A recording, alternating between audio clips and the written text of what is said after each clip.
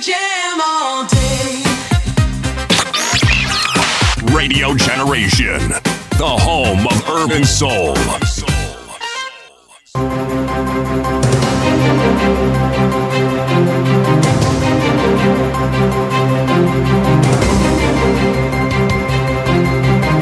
This is the Radio Generation News.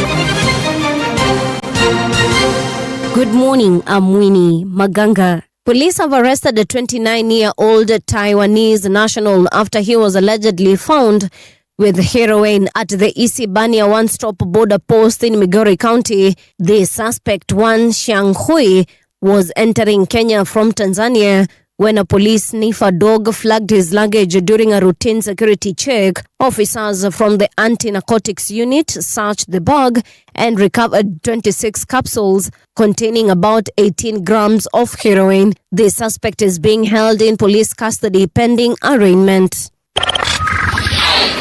I will only appear before the National Cohesion and Integration Commission if former Deputy President Rigathi Gachagua is also summoned of alleged hate speech, says Health CS Eden Duale. Speaking during a wedding ceremony in Garissa on Sunday, Duale accused the commission of applying double standards by targeting government officials while ignoring what he described as inflammatory remarks by opposition leaders. His comments come amid growing political tension over allegations of ethnic incitement. And I want to tell NCIC, the day you are going to summon Rigathi Gachagua is the day you are going to summon Aden Duale. Siku ile mimi nitaenda kwa NCIC, lazima tuandamane na Rigathi Gachagua. Mimi nitaenda na mawakili zangu kama Ahmed Nasir, Rigathi Gachagua kuja na mawakili zako. Kama ni mtu ameongea hate speech, number 1 Kenya ni Rigathi Gachagua. And I am not apologetic about it.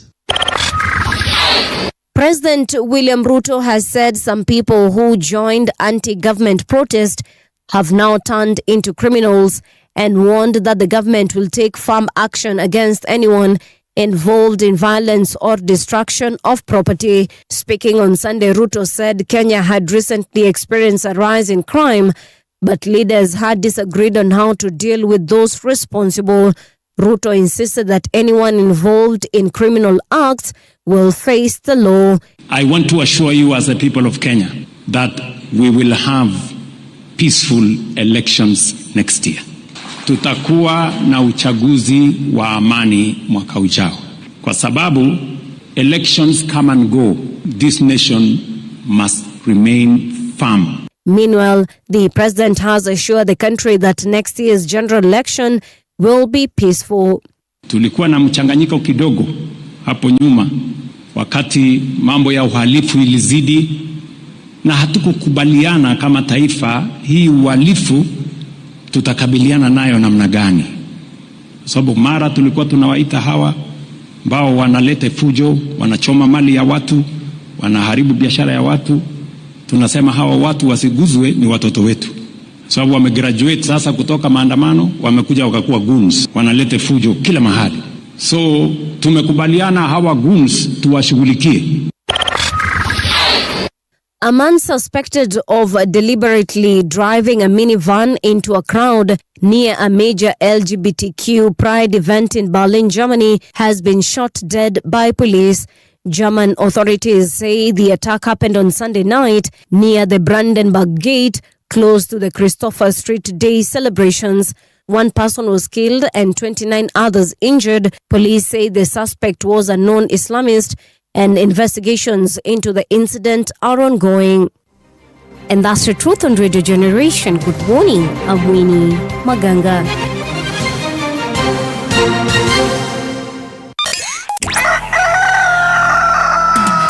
In the beginning, there was morning radio.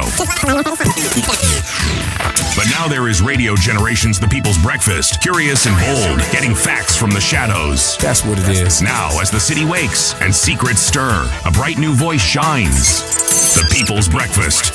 Your morning, your voice, your journey. Good morning. Good morning, my neighbor. Welcome to the home of hard truths and bold insights. Radio Generation. Very good morning to you. Indeed, this is Radio Generation, the People's Breakfast. My name is Mungala Mbuvi. It is now 5 minutes past 6 o'clock. How are you doing? I'm certain that you're doing good because I've been checking my social media na sijaona mashida mingi sana. Isipokuwa DCA kupata kitita cha heroin. How are we getting these drugs into our countries, man? Or our country? This thing is really scary. What was the quantity of drugs? It was a lot. I can't remember the quantity, No, but it wasn't. What do you mean it wasn't? It wasn't. It was in grams. And See, even a single gram of heroin is bad. The reason I'm saying it is not a lot, it hardly qualifies to be commercial. Could have been for his own use. But he bought it, or she bought it, whoever the suspect was is. It is illegal, Eh. and he shouldn't have had it. So it's for commercial purposes. Ni venye tu, what you're saying is it wasn't a wholesale supermarket No, kind of, no. or retail kind of It was amount. It was in the, what we call the Kadogo economy. Eh. Yes. Uko vipi CT? Niko sawa? Weekend yako imekuaje? Sawa. Ulifanya nini chamana Kenya tunaweza sema okay. Anything different from other weekends? Chamana. Did you meet someone perhaps you haven't met in, I don't know, 17 years? Yes. No. 17 years, no. But I met a friend of mine whom we've been talking about getting together to chat. Yeah. So on Saturday we managed, and I made a mistake.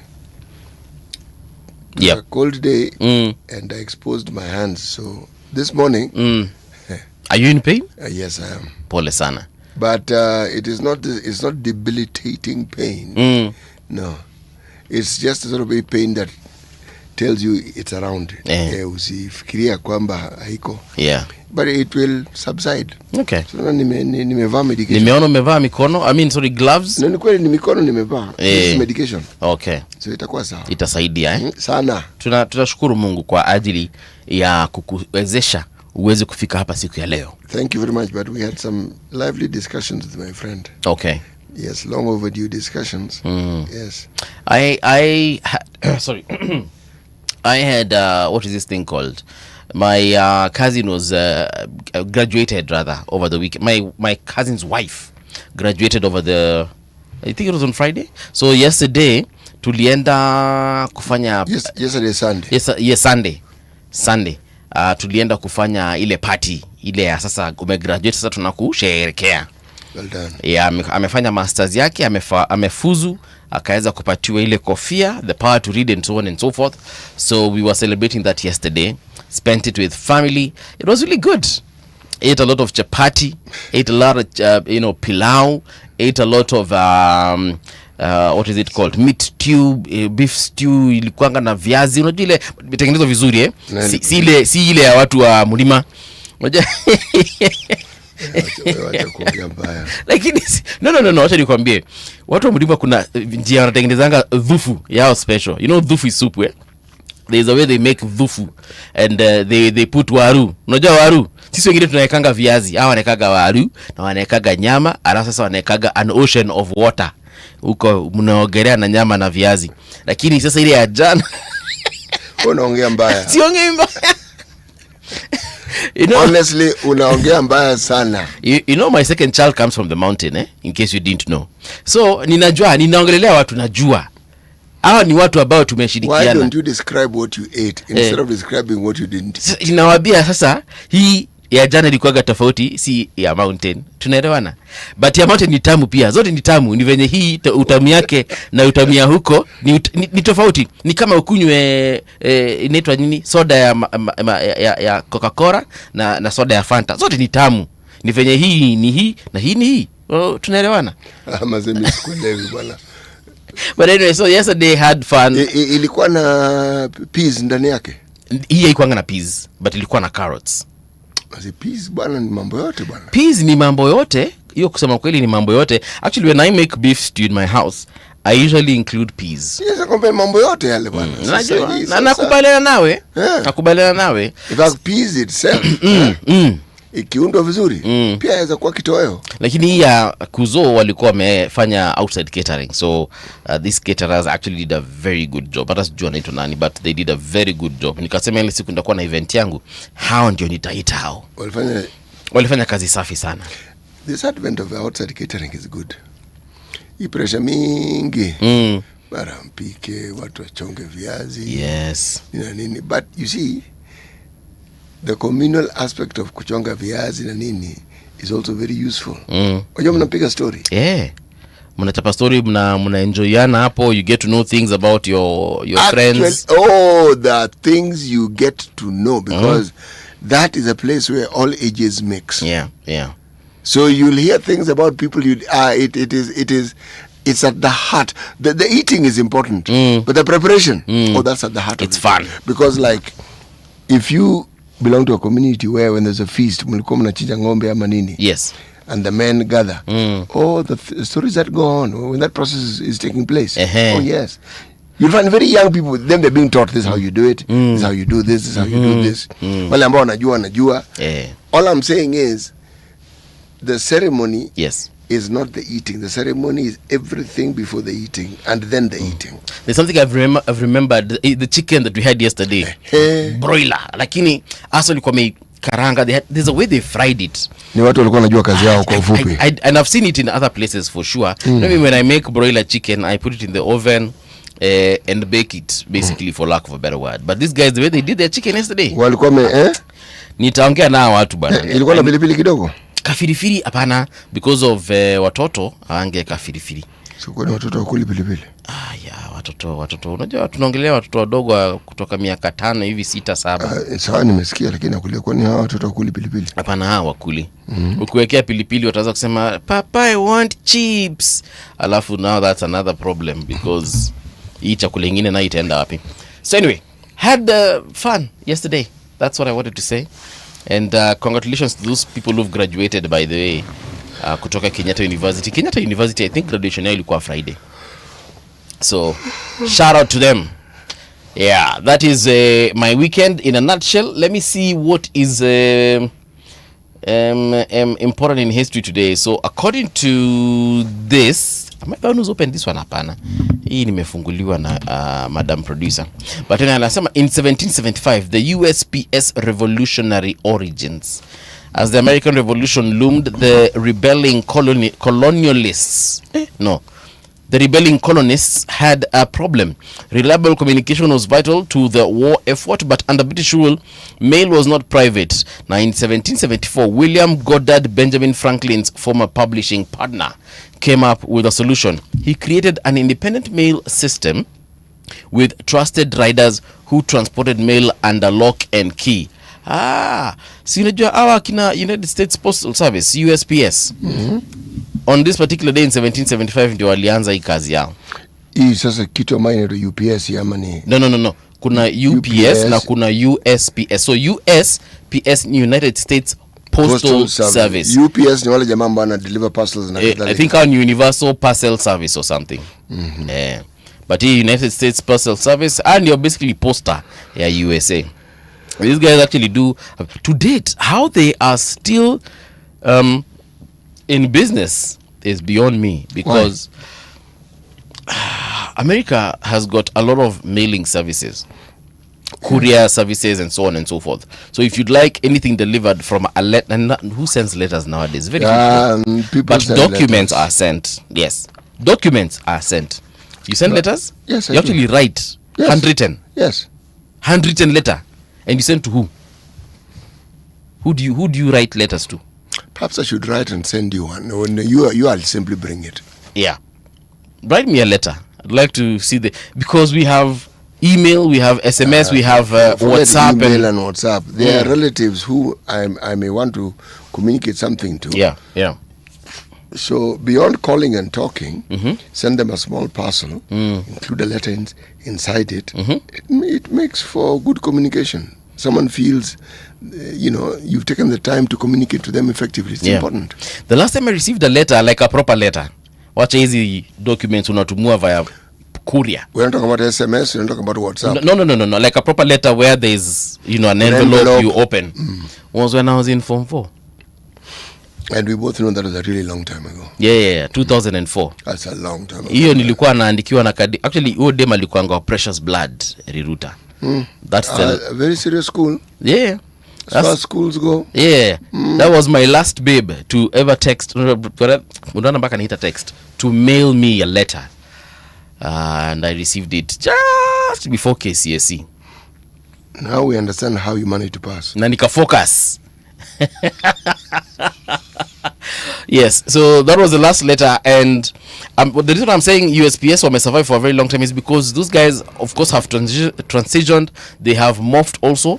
They just don't offer letter services. They deliver everything from parcels.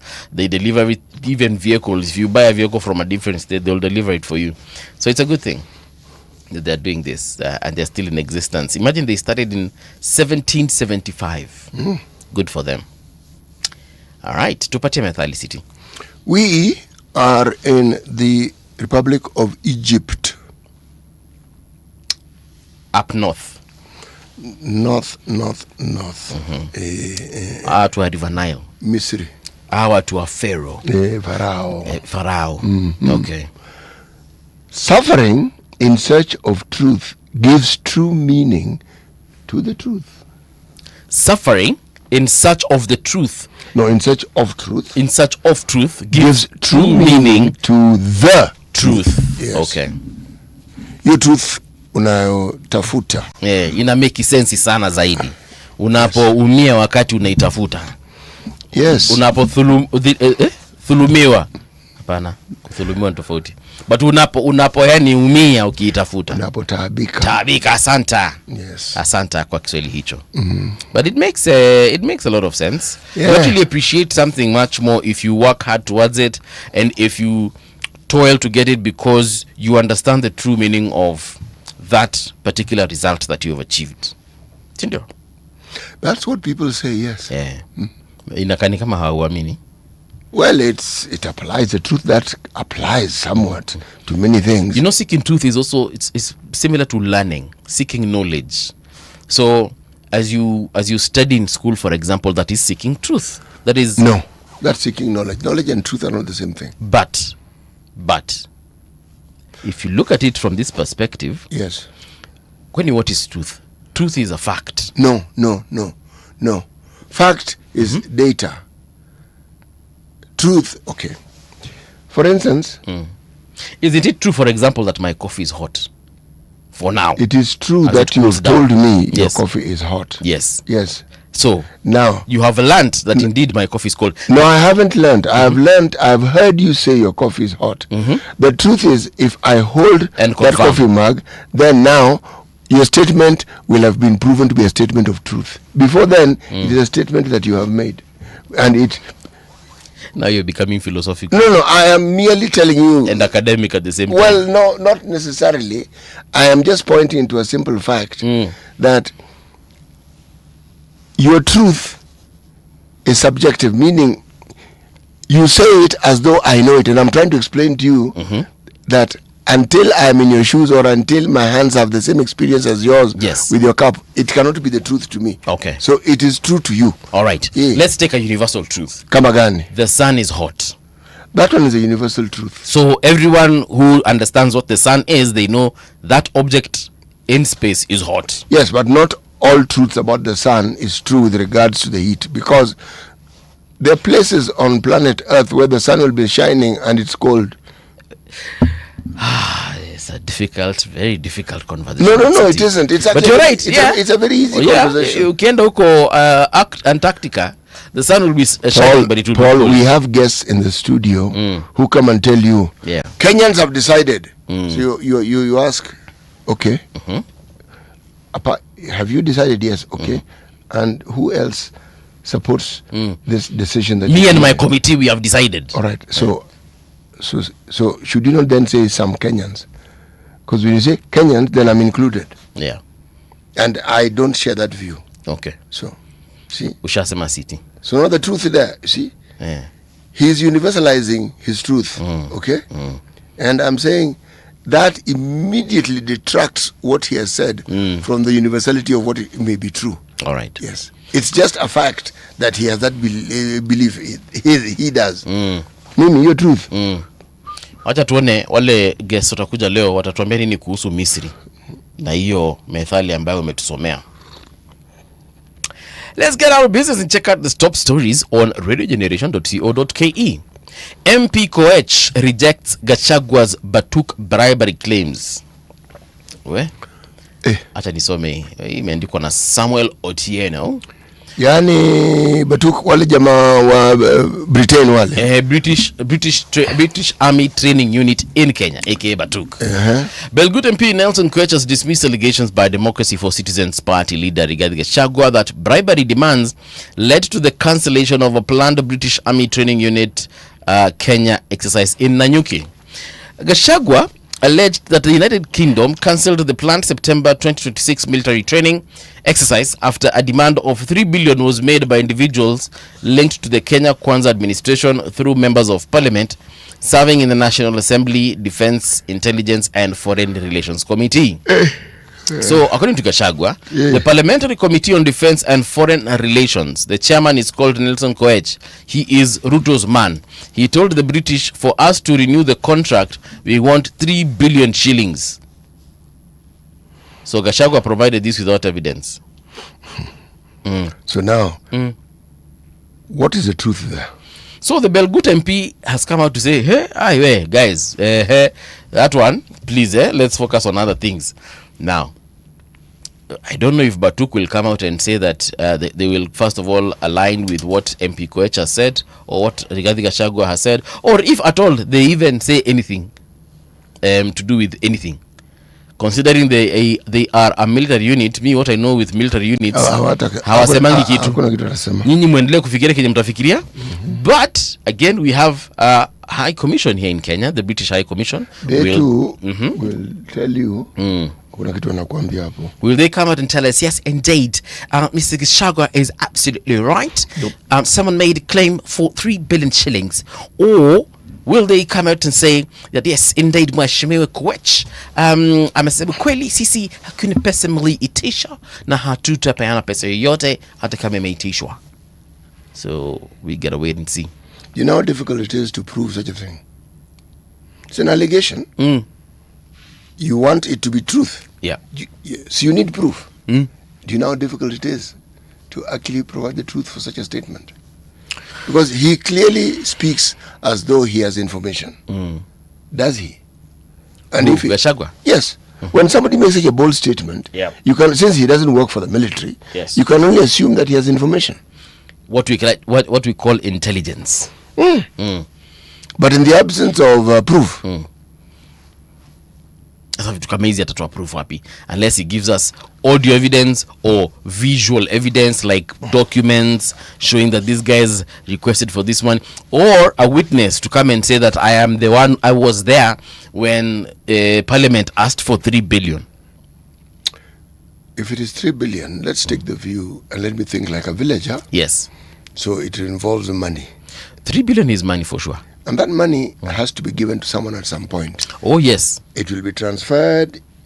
Are we saying 3 billion, you want to carry it in trucks or bags? How do you want to go about this thing? 3 billion is a lot of money. So that would mean that, and it's not money you can just do an RTGS. You know RTGS? You can. Ile transfer. You can. 3 billion, just once.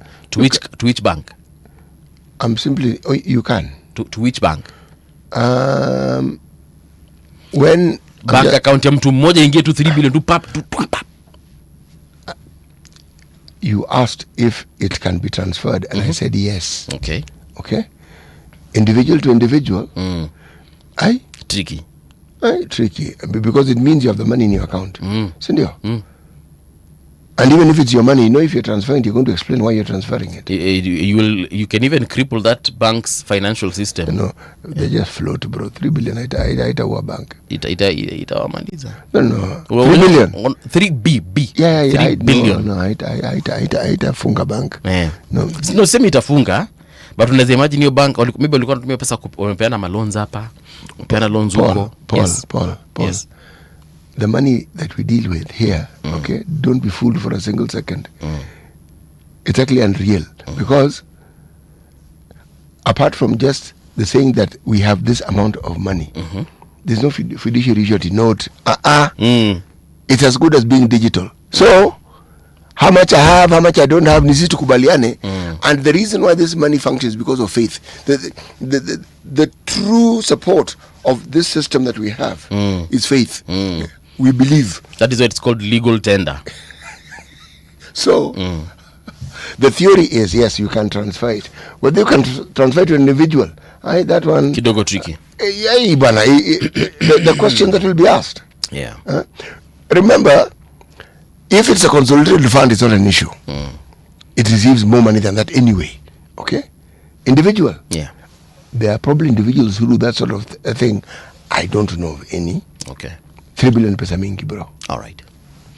Tuingie katika story nyingine. Duale, I will only attend NCIC summons if Gachagua is also summoned. Okay.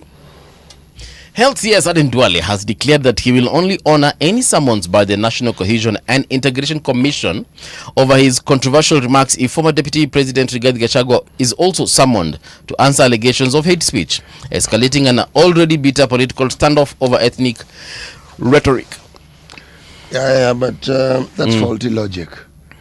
Very, very faulty logic. No, he has said, if I heard him right, because I think I had... Okay, let me just actually I heard him. I have listened to the clip. I want to tell the NCIC that the day you are going to summon Rigathi Gachagua is the day you are going to summon Aden Duale. So it's like he's insinuating these selective summons. Yes, he is. He's actually saying it. Forget that. He's not suggesting. Yeah. He's saying it. You see, maybe NCIC are still drafting their letter to Rigathi Gachagua. You see, every time somebody is summoned to appear before a serious committee, they will shout wolf, and the form of wolf they will shout is tribalism. Yeah. See, our people are being picked on, somebody will say. Why is it only me and not so and so? My friend, the things you said, you are the one who said, the guy whose name you mentioned did not say them. If he's summoned, it will not be for things you said. He'll be summoned for things he said. Yes. That logic that the Honorable Minister is using is faulty. Yes. Mzigo ni wako baba. Wewe ulitamka mambo ambao unataka kwenda ujibu. Yule ambao unamtaja jina, akiitwa ataitwa kivyake. Lakini anasema mbona mimi mmeniita? Okay fine, mmeniita ni sawa. Lakini mbona yule hamjamuita? Bro. Kwani maneno yangu ndio mabaya kuliko yale alisema yeye? Mtaka kusema nini? That logic is still faulty. Nakuelewa. But it's like me getting fired in this company for, I don't know, spoiling the machines, and then someone else has been spoiling them over and over, but no one seems to fire him or her. Then you're saying, why am I being... why is it me? If it's about niliharibu microphone, fine, but also Sitia aliharibu microphone. Paul. So mbona mimi munanifuta na Sitia mfuti? Have you heard, for instance, when governors are summoned to the Senate, why are you only summoning me? Why have you not summoned the governor for XYZ? Dharakanidhi. Kwanza yeye ndio akona mambo hata yangu ni kidogo. Kwanza yeye. The counties are different, man. Very true. Your turn will come. Let the fellow be called. If you've been called, you go and sort out your issues. Yes. Your issues are not their issues. No. That is using... It's like somebody saying they're using the race card. Okay? This is not You're doing this because I'm black. Black, yes. I'm doing this because I'm white. Yeah. But this is a tribe card. Yes. Acha tuone ya kina Gachagua itaendaje. But this is I don't know. Governor Sakaja urges leaders to reject hate speech ahead of next election. Who? Governor Sakaja urges leaders to reject hate speech ahead of next election. Really? But I want us to talk about something President Ruto has said. Ruto assures Kenyans of peaceful 2027 elections and vows crackdown on goons. President William Ruto has assured Kenyans that the 2027 general election will be peaceful, declaring that peace is not negotiable as political temperatures continue to rise amid growing concerns of violence, disruption of rallies, and the use of hired gangs ahead of the polls. Speaking in Busia County on Sunday, the president said his administration would do everything possible to safeguard national unity and ensure that every Kenyan is free to participate in the democratic process without fear. Gachagua alisema sasa kitu atafanya atakuwa anangoja president akienda mai na yeye anaenda kesho kutwa hiyo keshowe akienda Busia ako hapo asubuhi akienda huko kunaitwa aje Kiabu ako hapo asubuhi, akienda Thika ako hapo asubuhi. Okay, so but in regards to this whole issue of goonism and so on and so forth, we've had how many by-elections now? 10. I still don't feel the government is doing enough. We've had 10 by-elections, which means we've had very many campaigns towards those particular by-elections. And with every by-election, we are seeing the situation becoming worse. Ile story ya Keumbu, what has been done? Nothing. Aya. Ile story ya kunaitwaje kule Nyahururu mahali Governor Irungu Kang'ata alikuanga. Has anyone been arrested? Has anyone been dismissed? Is there disciplinary action against the police officer that shot the driver? Has he at least even appeared just to explain what happened? Nothing. So until we see those situations being taken care of, maybe I will trust the government when it says we shall have free, fair, peaceful elections in 2027. Otherwise, until that happens, hii ni story too. Me, I believe them. I believe them. The only thing is that I need to verify. But believe namna hii. Sumesema? I believe. But nita verify. Now verifying, time will tell. Yeah. Yes.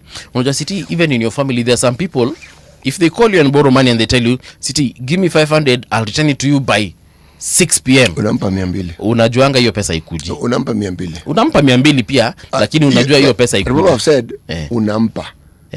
Si kumkopesha. Hapana. Unampa and you forget that 200. Umempa. Bas. So me, I am there. Actually, me, I am not going to give you that 200 bob. I am giving you nothing. See, this is now the beauty of choice. Okay? I would give the 200 because I assume he must have a problem somewhere. Yeah. And he's probably a good negotiator. He didn't even need the 500. The 500 was just trying his luck. Yeah. And probably what he needs is 200. I understand. Or maybe he needs that 500, but he doesn't mind you giving him the 200 because he knows where to get the other 300. Let me ask you, Paul. How do you manage people who call you only when they have a problem? Since I have known that is their mode of operation, Yes. But they'll answer the phone call. But trust me, you ain't getting nothing. Hakuna. Mara ya kwanza utaniambia 500 nitakurudishia by Monday. Hairudi. Siku nyingine 1000 nitakurudishia by Monday na hairudi. Na umekuwa I realize that pattern. My friend. Utakuwa unanipigia simu na kuambia saizi tu nimetoka kutumia madheo do. Nimefuliza bro hata sina kitu. Why didn't you call earlier? Ungenipigia 5 minutes before. You don't get kwana. So unfortunately that's where we are. So even with Gava, I think me until I see nikiona Keumbu mambo imefanyika ndasema okay fine, now I can put my trust in that process. Nikiona ya Olkalao kitu imefanyika, wale watu walishikwa wakakamatwa sijui wakafanywa nini, I'll trust the process. Wale walishutiwa Nyahururu kitu ikifanyika hapo ndasema sasa now we're heading somewhere. Nikiona wale wengine wenye wameshutiana huko wenye hata hawajaishikwa kitu kinafanyika ndasema okay, now you know what, perhaps now maybe I need to give them a second chance in terms of trust and understand that we shall have free, fair, peaceful elections. But until that, siko baya. But that's just Paul movie. Let's check out the traffic in Nairobi. Where are you currently stuck? Hata umetoka kwa kitanda kweli? Let me know. Traffic. Sasa tukiangalia Ngong Road iko sawa kabisa. This is Kilimani area. So watu wa Woodley, acha nianze na ile ingine, hii side ingine ya Wadosi.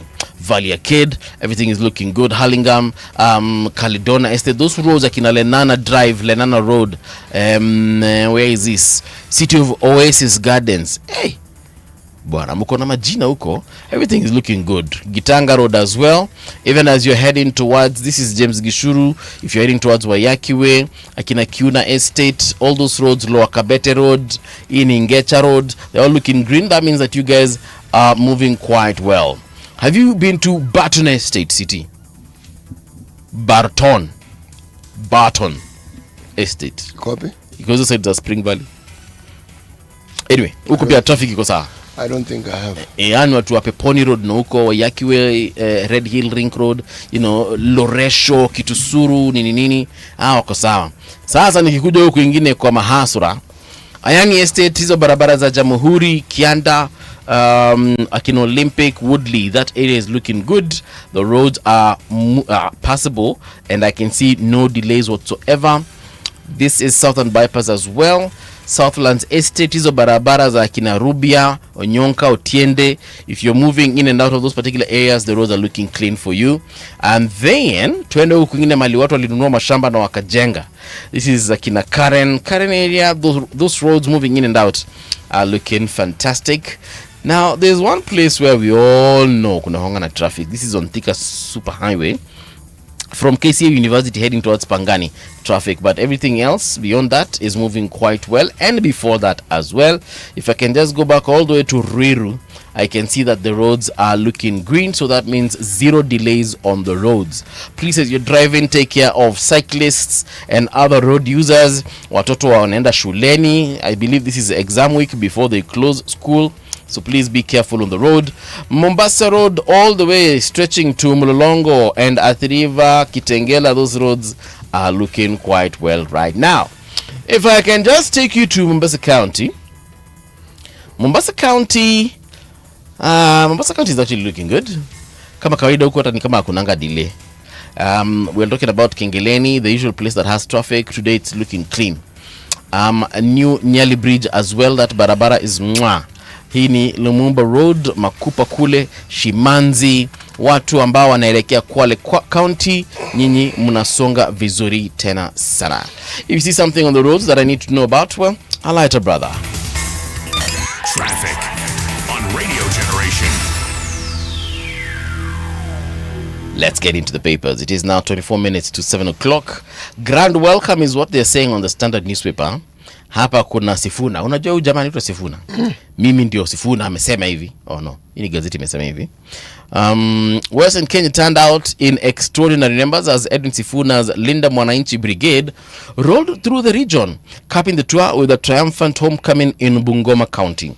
Without police cordons, hired crowds or violence, Sifuna commanded rallies with the ease of a seasoned political kingpin, reviving memories of the mass appeal once associated with his late mentor, that is Raila Odinga. Now, attempts to counter the tour with parallel meetings barely dented the mood, buoyed by enthusiastic supporters and an endorsement for the presidency. Sifuna has emerged from the weekend looking less like an ambitious senator and more like presidential material. Okay, now that story is on page 4 and 5. Hapa ameshikilia ndoo ya ngumu. Unajua ngumu? Ngumu ni ile mandazi inauzangu hapa nje kwa street. Yes, I know ngumu. Yes. Ana kama ameshikilia no, hii ni pesa. Why am I calling it ngumu? Okay. It honestly looked like ngumu from here, but hii ni pesa. Okay. Ndoo iko like quarter way with some notes that look like 1,000 shillings. So they did some fundraising yesterday, I believe. Mimi sijui. Haya. So there you have it. Bungoma, nasikia kuna watu wengine walikuwa wanafanya parallel meetings huko Busia. But hii ya Standard hivyo ndivyo wamesema. Haya. Next gazeti. Those crowds were massive. Massive. The person it reminds me of, given the timing, is Kenneth Matiba. Yes. The man had been unwell and was in the UK. When he came back, massive crowds. There are multitude that met him at the airport. But you told me those ones were crowds that were sent to him. They were hired. Not all. They were not all. They were bought. Not all. That is a story that was told to us by Linjiru. Linjiru has been here. And he mentioned, and it's in his book, how he went to President Moi and said, Moi, bro, hii kitu. Jamaa amekuja mbio. Tunaweza kudeal nayo namna hii. So it makes me wonder if I look at the thinking that was behind it, because the thinking behind it was, remember, Matiba was in Ford. And he said, if we give this man this prominence, this Ford will break up. So let's break it up. So let's juxtapose. Let's look at the Linda Mwananchi one. Yes, that a leaf was borrowed from that particular. And The crowd. Boy, that crowd. It was huge. That crowd. God almighty. Or let me say those crowds. Yani, as far as the eye can see. Okay? You know, tunajuanga crowds kama ni kununuliwa, wanakujanga na buses. Hii haikuanga na buses. No. There was no need because walikuwa kwao. So ni kutokelea tu. Yes, but let me continue with my conspiracy theory. The conspiracy theory only works if this homecoming, because it was a homecoming, yes, ends up being the beginning of the end of the so-called united opposition. Okay. Yes. Let me just read what the Daily Nation is saying, because they have a similar story. They're calling it Battle for Western. The Linda Mwananchi Brigade, led by Nairobi Senator Edwin Sifuna, concluded a 2-day tour of Western Kenya yesterday, on a day President Ruto visited Busia. Okay. Underlining the region's importance in the 2027 State House contest. In the 2022 elections, Ruto staged an upset by winning Bungoma, polling 250,000 plus votes that proved decisive to his presidential poll victory, with a razor-thin margin over his closest challenger, Raila Odinga. Now, with the 5 western counties so far accounting for 2.92 million registered voters, the country's third largest vote block after Mount Kenya and Nairobi, the scramble for the region is well underway. Stories on page 4, 5, and 7. So on one side, they are showing the President William Ruto rally. Do I call it a rally really? But anyway, yeah, President Ruto and a huge crowd also on one side, and then Edwin Sifuna with a similarly huge crowd on the right. Really, Sifuna's crowd was bigger. It was bigger for sure, because even here Ruto, you can see some pockets of empty spaces. In Sifuna's there was no empty pockets. Pale hata sidhani ungeweza kubreathe pale. But yeah, the point here is watu walikuja. Kuna watu naangalia comment section wanasema this is John J, for example, saying uongo, battle hakuna Western ni Sifuna. Well, he's clearly a Sifuna supporter. Yes. You see, the issue is not is it Sifuna or not. Can Sifuna unite that voting bloc? Because in the absence of that unity, those numbers are not useful. Yeah. They'll be divided up, and everybody wants to be, who's a presidential candidate will be able to pick those numbers. Yes. All right. Still on this paper, confusion over varsity fees funding grows. Hii kitu bwana, mnataka nini? So they're saying confusion over the government's promise of free university education has deepened after President William Ruto and Education Cabinet Secretary Julius Ogamba appeared to contradict each other on the legal framework that will anchor the policy. Na tulisema hii kitu sometime back. Shida inakuanga nini? Hawana script writer, watu mtu akuja waambie hivi ndivyo tulisema, so one message that fits the conversation. This one I'm not going to comment on now. I want it to boil a little more. Then, because if I speak now, it's premature. Yeah. Let it boil. We'll get great. Bless you. Thank you. Bless you, Kabisa. We'll get greater clarity as we move along. Yes. For now, yeah. Let the newspapers report as they see fit. I will let this thing sort of like marinate. Yeah. Yes. Marinate. Yep. Harsh end for Adongo, who made Kenya proud. So now there's a guy called Daniel Adongo. Daniel Adongo's deportation from the United States closes a story that once ran on a pure possibility. It is a hard ending to a decade that began in applause and finished in a courtroom with federal agents escorting a man who had stood, however briefly, on an NFL sideline. Stories on page 3. I remember Adongo came to Kenya. So alikuwa anachezaga hii American football. Alianzia rugby Kenya, then akaenda US, wakamuingiza kwa hiyo American football. Then he is the time ikakuwa ni kama hayuko sawa, ni kama alikuwa anatumia mihadarati or something. Yeah, there were yes, one heard of such stories, and one even heard of a time when the subject of homelessness was closely associated with his person. Yeah. But essentially, he was between a rock and a hard place. What usually happens when when we usemanga bwana, when you have, there are certain opportunities when you're given, Bwana, you put everything into them. And I'm not saying this is what happened in the case of Adongo because I don't know the full story. But I'm just saying. The story has been written. It is said that he got into drugs. Yeah. And that derailed him. Okay. Yes. Mimi ati leo nijipate, because I can only speak of what I do. Leo nijipate in a very huge media house. CNN tuseme. Well, they're paying you huge amounts of money. Mimi ati nijipate ati hata sigara siezi. Sigara huwezi nini? Siezi vuta. What I'm trying to say is huvuti sigara, so ndio ninasema yani I wouldn't waste that opportunity. I wouldn't mess with that opportunity. I wouldn't do anything to jeopardize that opportunity. That is what I'm trying to say. Because not every day people just wake up and find themselves playing for the NFL. I agree with you. Yeah. I agree. Today nijipate nachezea my favorite team Liverpool. If I was an athlete, I wouldn't do anything, you see, to jeopardize that. People don't sit down and plan to derail themselves. They don't. No. It's a little carelessness here and there. Yes, kuna kwanga gradual growth towards that failure, if I may call it. Yes. So at some point it catches up with you. Yeah. You know, weekdays, for example, me when I'm done with work, I go straight home and I just chill. And I've met a lot of people who ask me, hey, I'm like, yeah. Some even call me on like a Wednesday night. Yeah, move it again. And I'm like, no.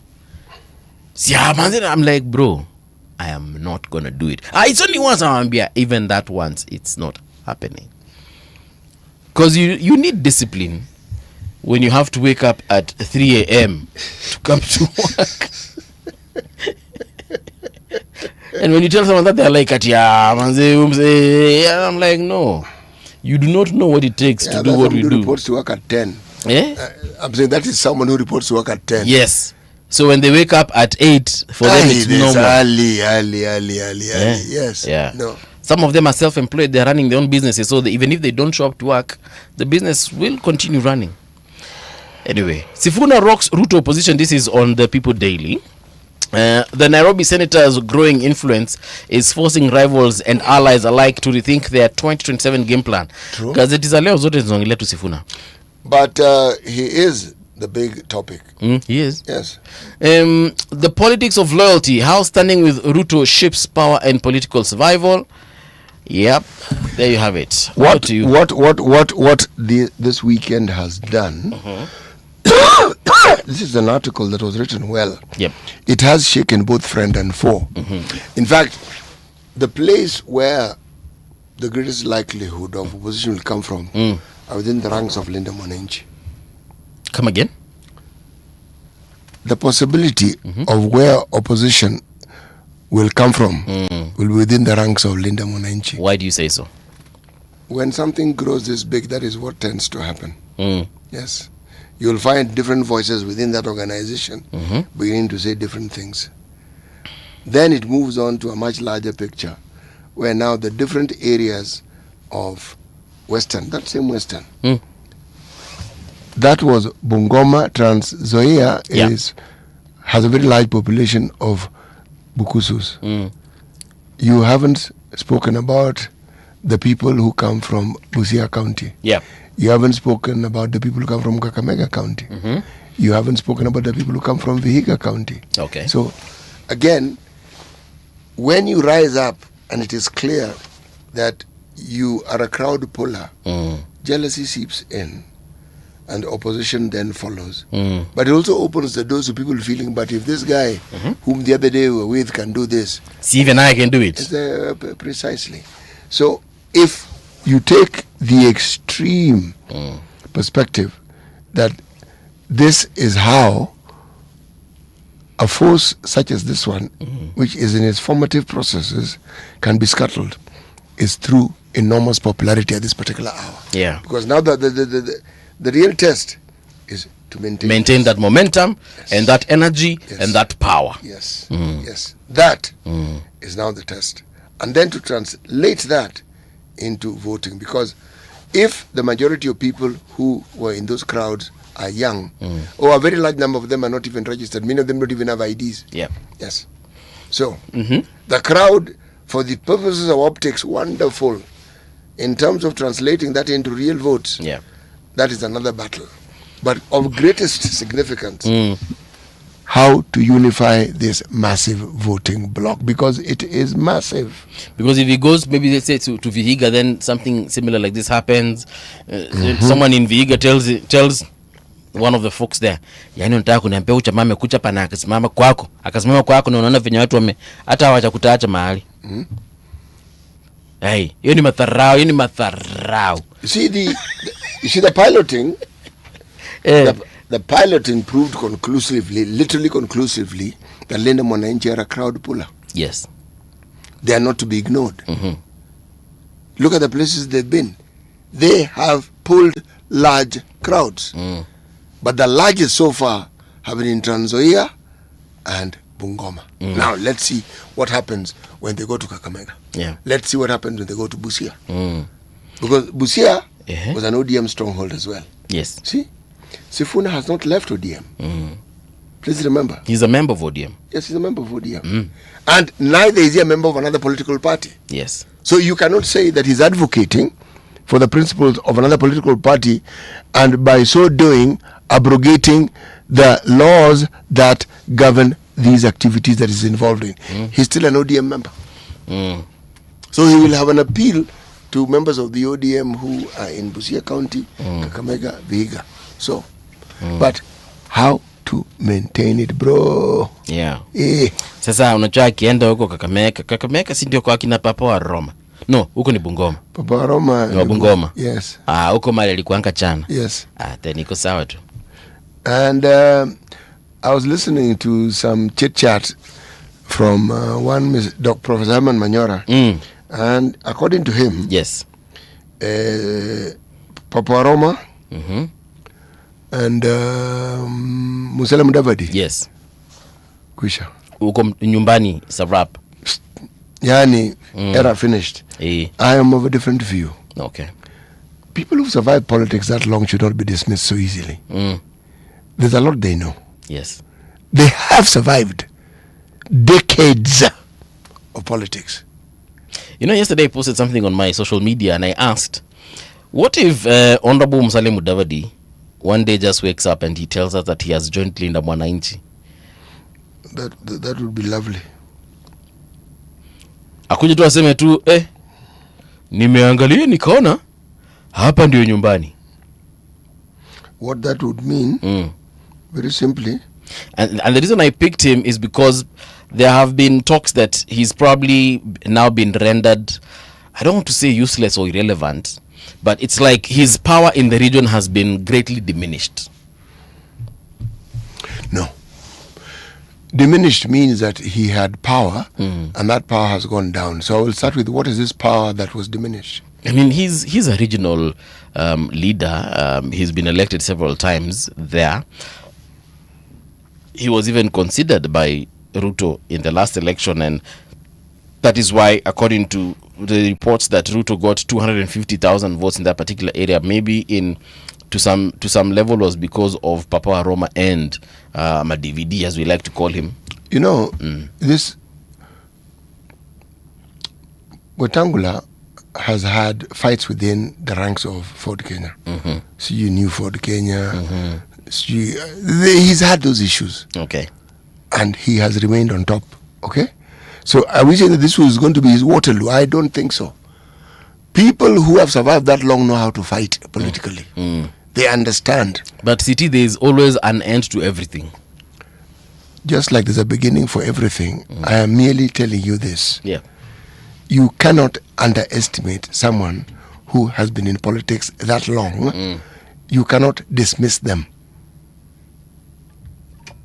Okay. Yes. Sawa. It means there are people who are able to reinvent themselves.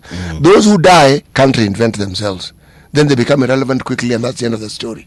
But those who reinvent themselves, look, why are we taking this discussion for? How was it that Raila Odinga remained relevant? By getting in touch with the people, connecting to the people. Precisely. Precisely.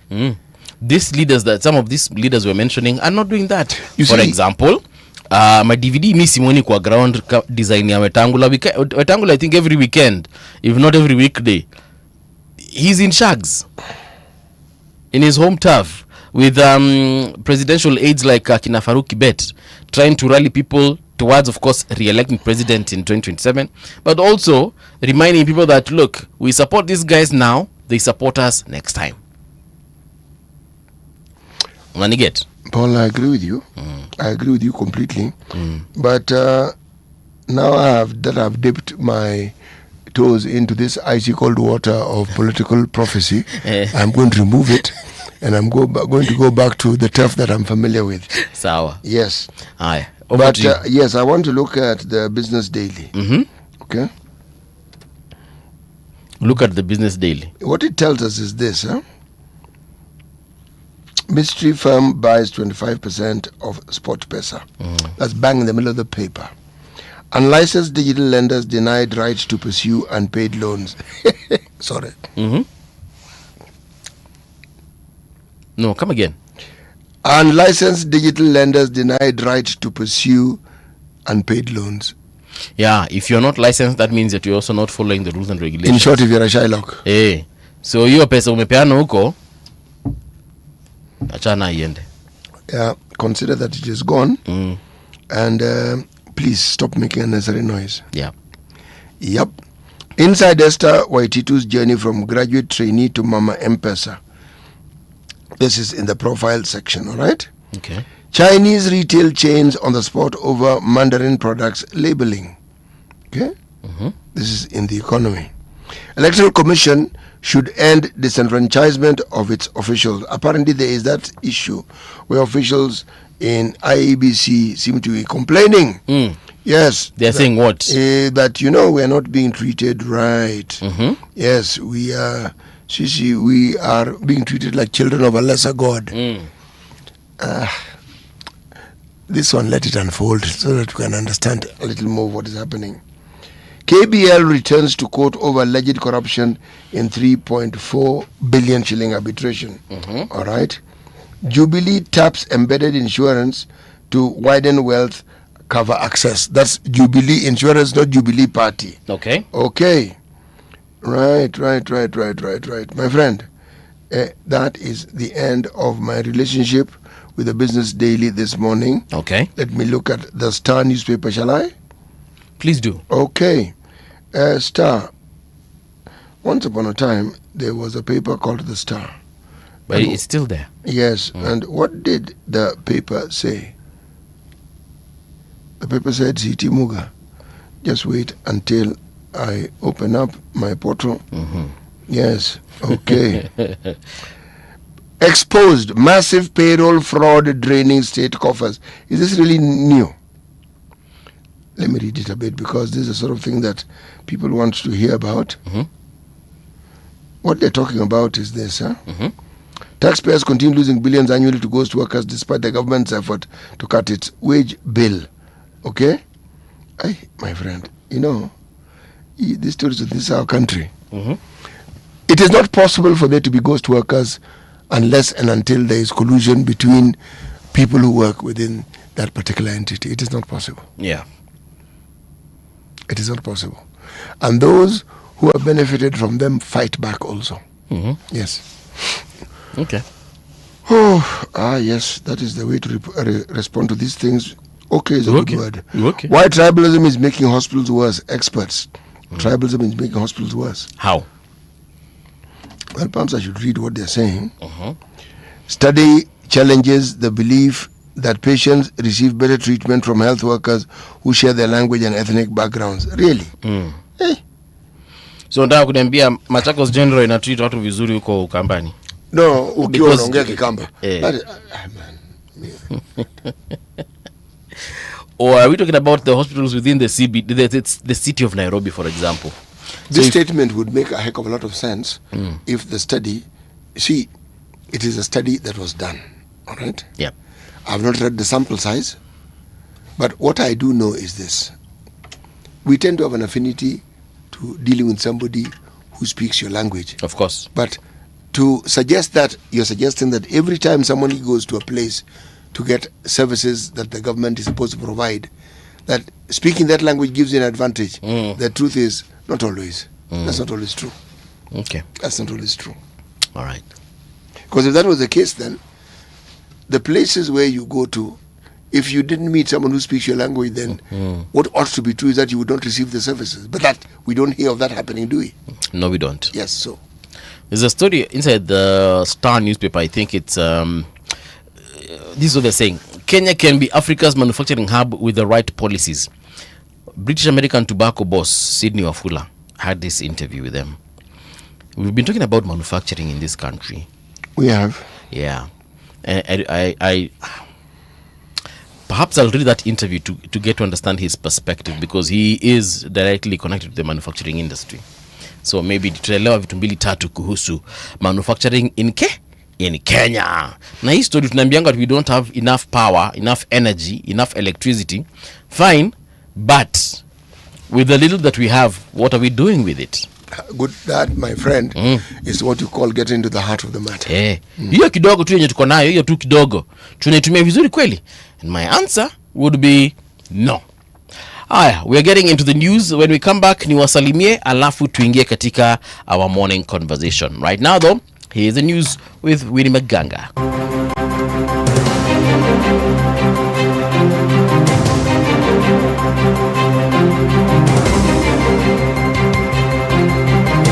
This is the Radio Generation News.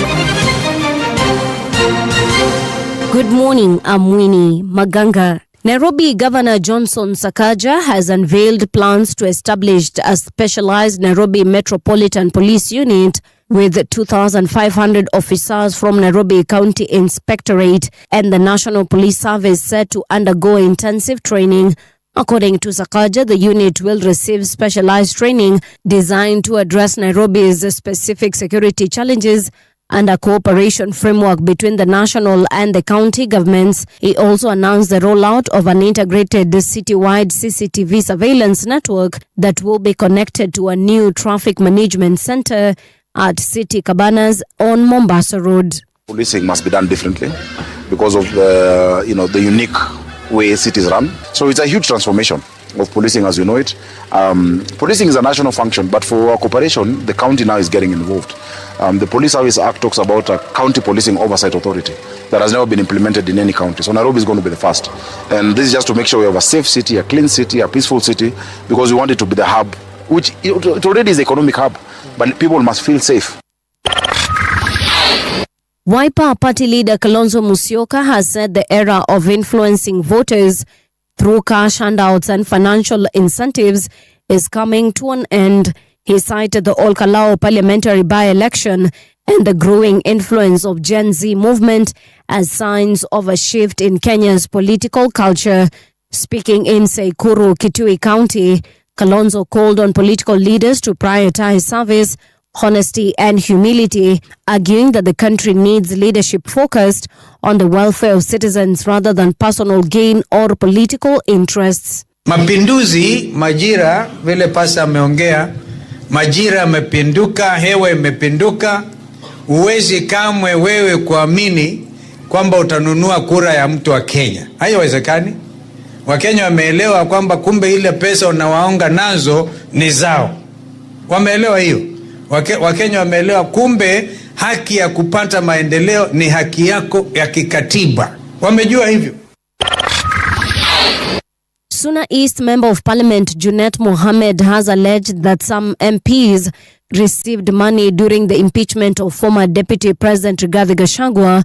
Speaking on the matter, Junet claimed cash was being distributed in Parliament during the impeachment process, adding that although some lawmakers accepted the alleged payments, they had little to show for the money. Na unajua waziri, wakati tulikuwa tunafukuza Gachagua kazi, kuna kitu ilitembea hapo huko bunge. Wacha niseme ukweli. Kuna kitu ilitembea nini? Na accounting officer alikuwa mtu naitwa Aaron Cherioti, ndio alikuwa accounting officer. Wengine nimeona wanarukaruka hapa, walikamata hizo vitu na hawakujenga boma. Tafadhali kila saa impeachment haikuji. Kama umepata kitu kwa impeachment ya Gachagua, tafadhali jenga boma mzuri. Ile boma nimeona na pesa ya Gachagua haitoshani. The government is proposing new rules that will require artificial intelligence companies operating in Kenya to better protect local workers. including ensuring fair pay, mental health support, and safer working conditions. The draft policy targets content moderators and data annotators who review harmful online content and help train AI tools such as ChatGPT. If adopted, AI firms and outsourcing companies will be required to meet local standards on worker safety, fair treatment, and employee well-being. U.S. President Donald Trump has posed the tax on Iran for the second night in a row to give diplomacy more time, the U.S. ambassador to the UN said. Speaking to Fox News on Sunday, Ambassador Mike Waltz said the president was giving talk some space. He's giving it a little time of room. An Iranian army spokesperson said on Sunday that Iran had halted retaliatory attacks in the region in response. And that's the truth on Radio Generation. Good morning, I'm Winnie Maganga. The views and opinions expressed on this program are those of the guests and do not necessarily reflect the views of Radio Generation. Radio Generation assumes no responsibility or liability for the interviewee's views. This is Radio Generation. In the beginning, there was morning radio. But now there is Radio Generation's The People's Breakfast, curious and bold, getting facts from the shadows. That's what it is. Now, as the city wakes and secrets stir, a bright new voice shines. The People's Breakfast, your morning, your voice, your journey. Good morning. Good morning, my neighbor. Welcome to the home of hard truths and bold insights, Radio Generation. Good morning. How are you doing? It is now 6 minutes, actually 7 minutes past 7 o'clock. How are you doing? Wacha nisalimia wanye nilisema ndasalimia. Louise Rudesingwa, of course, listening to us via our online platforms. Karibu tena sana. Louise is in Kigali, Rwanda. I saw President Kagame invited Muhoozi to State House in Kigali. Waende waongee mawili matatu. Security in the area, of course, yes. And then we also have Marit saying good morning, kings and queens. I had a wonderful weekend. Hope you did too. Kitengela iko locked in. Well, Marit, good for you. Kijiji Sports, amesema bills are sent to. Oh yeah, you remember when we were talking about poster and what they usually do? Mm-hmm. So they send, but who still receives bills? What to post pay, eh? Electricity bill. Bro, Post hasn't died yet. I know it's not dead. Yes. But I'm actually very curious to know what Poster does. We need to invite Poster Have you ever asked yourself the question that even when you open a new bank account, if you do, Post box yako inatakikana? Yes. Mimi naekanga ya kutoka kitambo sana from what I remember it used to be. Hiyo ndio naekanga. But I have never received anything via that post in a very long time. Welcome to the 21st century, Paul. Okay. Perceptronium amesema What does that mean? Si amesema Philosophy James also Kijiji Sports ameongeza. Mlimo ama hii ni Milimo amesema good morning Movie and City. Truth is a reality with broader meaning, whereas a fact is a proven piece of that broader reality with evidence. Facts build truth. Okay, Milimo, thank you very much. My take amesema hivi 2.0. Siliombe lazima nisome before niseme. Hivi ndivyo amesema. We predicted how Linda Mwananchi is made up of a bunch of ego-driven, arrogant individuals and how it will break into 1,000 pieces. Wameanza kurushiana mikono. Soon watarushiana mangumi. Okay. And those are the ones who wanted to be given ODM to run. My friend. The Kikombe amesema checked in siphonically. Since you were born, you are not even halfway into a billion blinks of your eyes. Visualize this every time you hear that a billion of your tax money is unaccounted for. Donge? Yes, indeed. Willis Juma amesema good morning city. I'm assuming and morning movie. I am siphonated here in Thika. No, amesema good morning city and morning. I'm assuming alikuwa kusema good morning city and morning movie. I am siphonated here in Thika. Amesema ako siphonated. Innocent Ojobile amesema good morning City and Paul, I hope you had a very good weekend. Yes indeed we had. Nuru amesema how different are Sifuna donations from those of Morara, Kebaso and Maraga. I hope Kenyans won't start soiling him. But nakumbuka kuna wakati pia ODM walichangisha pesa. That time Kalonzo was running mate, Raila's running mate. It was in 2017, sindio? Walikuwa na paybill number. Na nakumbuka watu walicheka your paybill number because Kalonzo was holding it like this and they ridiculed Kalonzo a lot. What happened to that paybill number? Is it still in use? Does it still have money? Did they withdraw that money? I honestly never follow those stories. Yeah. I don't. I read the headline, and my relationship with it ends there. Yes. My take amerudi pakasema the crowd was so huge, very very huge. In fact, it was way bigger than Raila's crowds ever. So the big crowds will make Sifuna president. On this issue of crowds, by the way, and people used to ask the same thing, Raila would pull crowds. In fact, to understand it, look at the crowds he would pull at Uhuru Park. Yeah. But the crowds never made him president. No, you see, that's actually the heart of the matter, and you and I talked about it in that first hour. The challenge is translating all that into votes, and then ensuring that those votes actually reach the ballot box. That's the challenge. Then the challenge is to maintain the tempo. Yeah. See, Raila didn't need to maintain the tempo. Yes, he was the tempo. Yes. He appeared, the crowd appeared. Yes. So he had gotten to that point where people would turn up. Now, Sifuna and Co, Linda Mwananchi, have begun the journey well. Okay. On a very, very high tempo. Now, they have one box checked or ticked. Yes. Now, box number 2, maintaining it. Box number 3, translating into votes. Yeah, because there's this little matter about the voting bloc that propels a wannabe presidential candidate to power. The voter bloc seems visible. We can see it is very likely to come from here. But it can't be just the areas where you find Bukusus.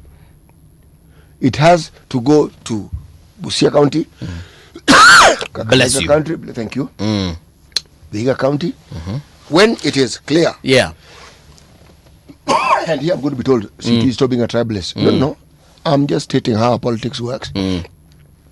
If he galvanizes that particular block, and you can see that he has support in each of those counties, Abbas, he has a voting block.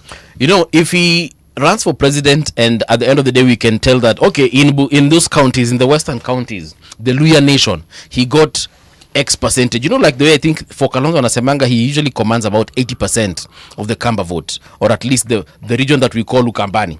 Because I'm sure kuna Wakisii pia, kuna Wajaluo, when they might not necessarily vote in the direction that he has, shown. So they say about 80% of that particular vote he has commanded. So if at the end of next year's election we can say Sifuna commands X number of votes, then maybe we can conclusively say that his backyard or his support base is the Luya Nation. What the Kenyan voting population does, they don't say it, but they understand that if your own people can't support you, they don't really see why they should support you. Yeah. Very true. Now, Sifuna has done something that his mentor was able to do over a long period of time. Yeah. Linda Mwananchi pulls people from across the Kenyan divide. That's what it has done so far. Now it's a question of it growing. Those numbers convince those who were perhaps on the periphery or were on the fence, as we say, to actually jump and move to one side. Okay? But as the group gets popular within their own ranks, that's where the problems are going to begin. Okay. That is before you talk about the larger Luya areas or the larger areas that refer to the various counties. Just among Linda Mwananchi, wataanza kufutana hapo. Acha tugoje tuone. Willis Juma amesema President Ruto campaign in Busia was very cold despite visible school buses ferrying people to the rally. Mbona campaign za President Ruto by this zinakuanga na school buses? Why is it a problem? Nimeuliza tu why. No. I'm being facetious. Yes. Ningeona pikipiki kwa za nani kama kulikuwa kuna baridi. Nitauliza mbona za Sifuna zinakuwa na pikipiki? Yes. Zilikuwa na pikipiki jaza kuziona. But you see, kama kuna baridi vile watu wanavyosema, and somebody provides you with transport. Yes. That is a bad thing. How? It is not a bad thing. Actually, mobilization is part of a political process. You see, remember the thing that those in the united opposition has had as the bastion of their campaign process is to delegitimize President William Ruto's government and his rule. Actually, I remember even before the 2022 elections, the conversation of hired crowds was really rife. What walikuwa wanasema ati you see, if you look at trailers they're organic, but if you look at Ruto's, them school buses. But his strategy clearly worked.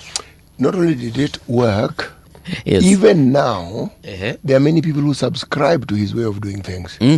See, there are those who would like this ideal situation which we don't have and we haven't arrived at yet. The digital legalization of William Ruto's government, yes, has actually been very successful up to now. But the narratives that have spearheaded that particular process hasn't changed. After a while, people get tired of it. And after a while, the din and the noise that one heard, for instance, the criticism about Shah was mind-boggling. Yes, it was. You hear it, but it is more of a loud whisper than a shout. Okay? They were criticisms of the government not doing anything. Let's start with the affordable housing. Said these ones will never be built. The complaint about the houses then moved to the cost. And indeed, the cost should be questioned. We need to know, how is it? Then there was a question of those being employed.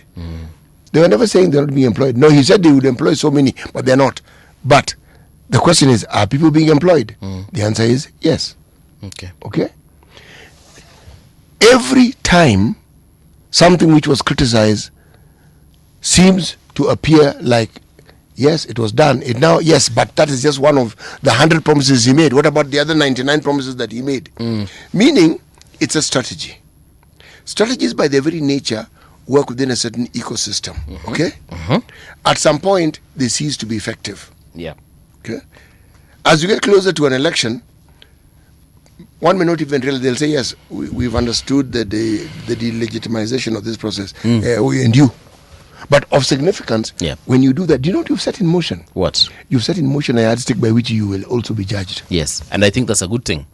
But I have a question in regards to this housing, affordable housing project. Someone actually raised something, and I am curious. And this is what was raised.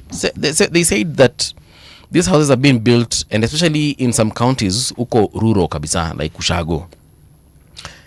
So you build apartment buildings, about 800 of them or 600 of them, and people are asking, so who's going to leave their farm to go and live in that particular house? Yes, they're assuming that the people who have farms are the ones who want to live there.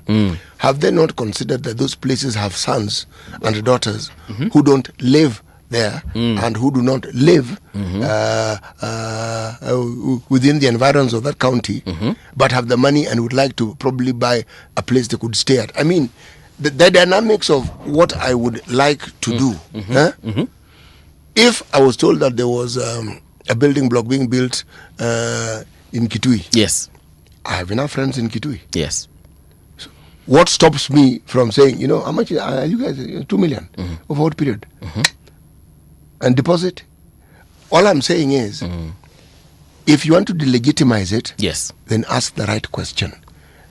When you ask who will stay there, it's a valid question. But when you narrow it down to the people who already exist within the county, yes, you have left out those who come from that county but are not resident of the county at that particular point in time. Because someone was saying, so now build that house in Kitui, let's even say Kitui County, Apo CBD town, or at least close to CBD town. Yeah, Kitui County. I'm assuming that the folks that work within the county can live in those particular houses. I don't know how much those houses cost, even in terms of rent. I don't know how much. I don't know if that same house, that the houses that were built in Nairobi, for example, cost the same as the ones that would be built in Kitui County, even in terms of rent. I don't know, but it actually helped. Ilinifanya nianze kufikiria. I need someone to explain. Kama hizi nyumba zilijengwa, tumesikia kuna zenye zilijengwa, which county someone was disputing here? There are very many counties that question has been raised. You see, if devolution was working as it should, and these thieving governors were utilizing the money as they should, just the growth of those economies would make those houses very viable. Yeah. But that is not the case now as we speak.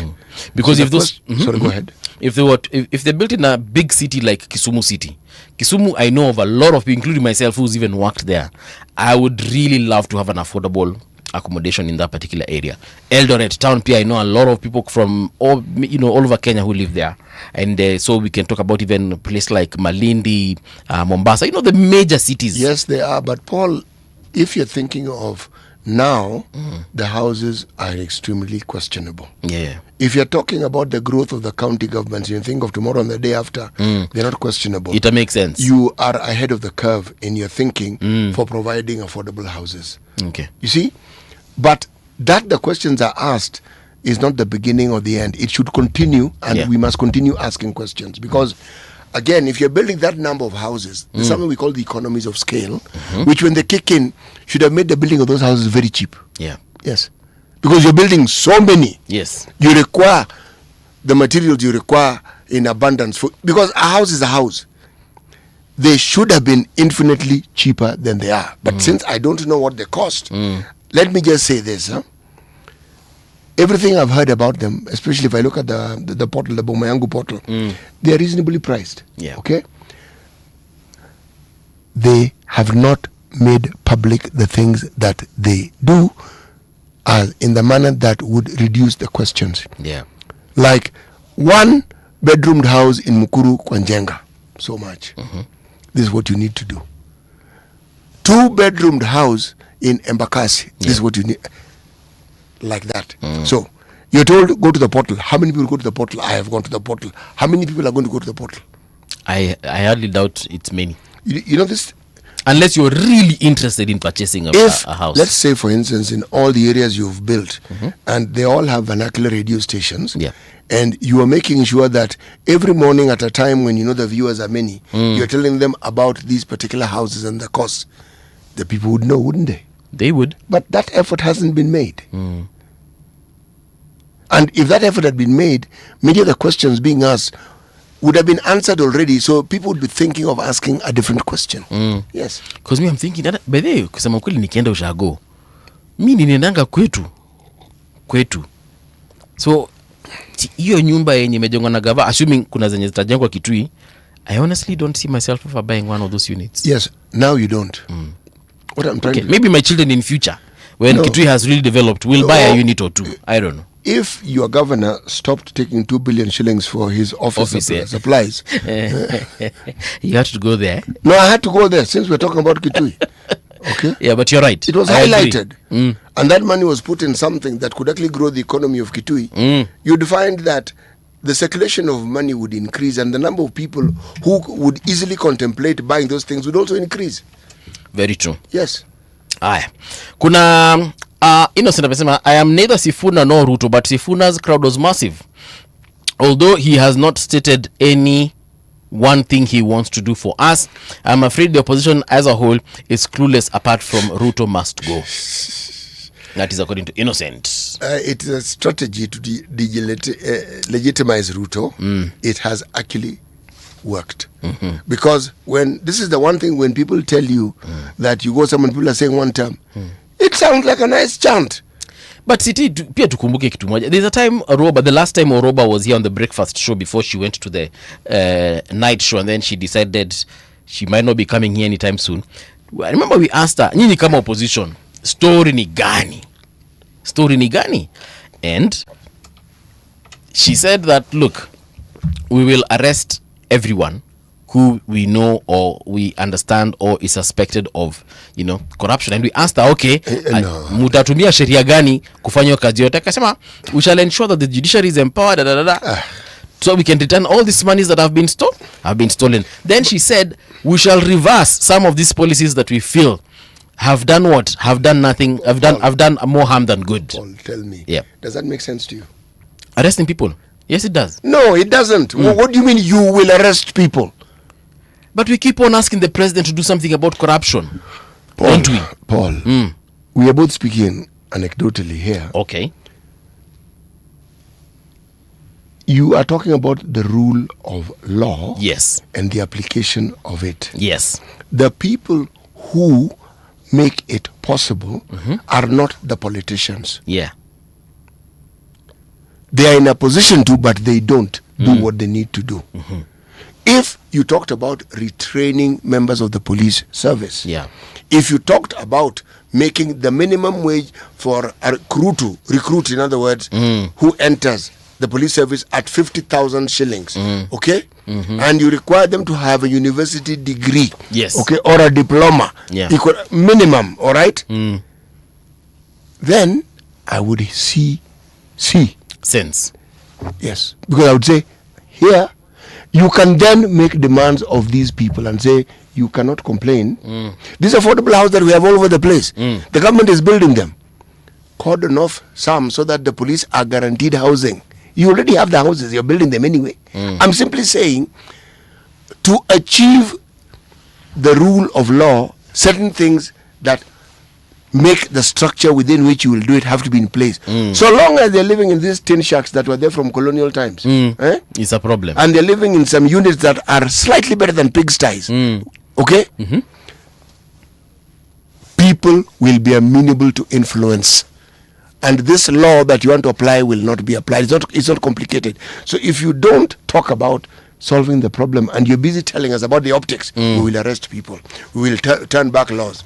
But that I wish wangesema hiyo affordable housing fund or levy that is being taken away from people's salaries. Hiyo wangesema by there for a year or two, we're going to get this money and we are building houses for our police officers, our soldiers, and so on and so forth. Hiyo ingekuanga fiti sana. You know, Paul, these houses will be finished at some point. So the issue of you putting money to pay them, they're being built. They will be built. And once they are built, they are built. Okay? So that story will be a different one altogether. Yeah. You see, solutions that people talk of, especially as politicians, and what they're talking to you are about the optics and the things that they need to do. They're talking about the symptom. Yeah. That's what's visible. They're talking about the problem. Okay? One thing that those who call themselves the opposition or the United Opposition have done, they have attempted fairly successfully to delegitimize the president. But by the same token, they themselves haven't shown a very positive light on themselves. Yeah. Because what is so difficult about saying specific things like, we will do this, and by doing this, we will make sure that we employ teachers like this and train them in this way. And we will make sure that the minimum amount that we will pay teachers is 100,000. I'm giving an example. All right? But we will demand this. If you already employed, we'll demand that you go for a refresher course, study this and this and this and this and this. City, you're a genius. No, the reason I'm saying this is because of, but they on that housing levy fund thing. After we've constructed their houses, that money is still enough. There's still enough money left, even as we construct. Because we're finishing them as we go along. Yeah, yes. To pay teachers very good salaries and to pay the police officers very good salaries. Yes. Then have fresh recruits. Yes. Of course, as we wait for the others now to retire, because there are policemen retiring on a daily. As are teachers. Yeah, and teachers as well. So we actually get a fresh crop of new, if I can just call them new generation policemen, for example. Policemen who are, number one, well paid, well trained, better trained, newly trained. Excellent education. Yeah. Na hiyo umesema hapo tuchukue askari ambaye umesema diploma minimum and then degree. Kwanza ukiwa na degree even better. Wewe unaanza degree yako na it had better be a second class. Hiyo unaanza na nini officer rank, okay? You ni non-commissioned, lakini you can rise to officer ukifanya ABCD. Yep. Then we teach them etiquettes and we teach them all those things. You certainly have a professional force of people who are proud of their jobs, they're happy with their jobs. Yes. With a salary that if the guy goes to the bank to buy a car, he will buy a car. He doesn't need to receive 50 shillings for the next God knows how many years. To living in a tin shack. No.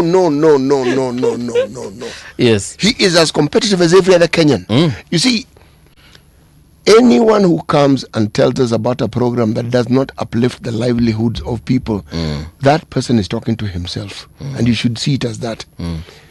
A plan has to show how people will benefit. If children are being well educated, you are guaranteed of a wonderful future for the country, because the wonderful future is being built as you watch. Yeah. The people who are training these people are the best minds in the country. The people who are looking after the security of the country are all some of the best minds in the country.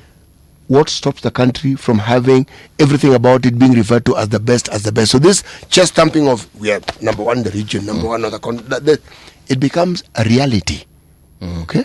People who are happy with their jobs, they are proud of their jobs, not people who are looking for the next opportunity and wondering, when can I leave this job? Yeah. You want a place where people want to get into it because, one, the remuneration is good, but the demands are so high that you would better have that starting point before you can get there.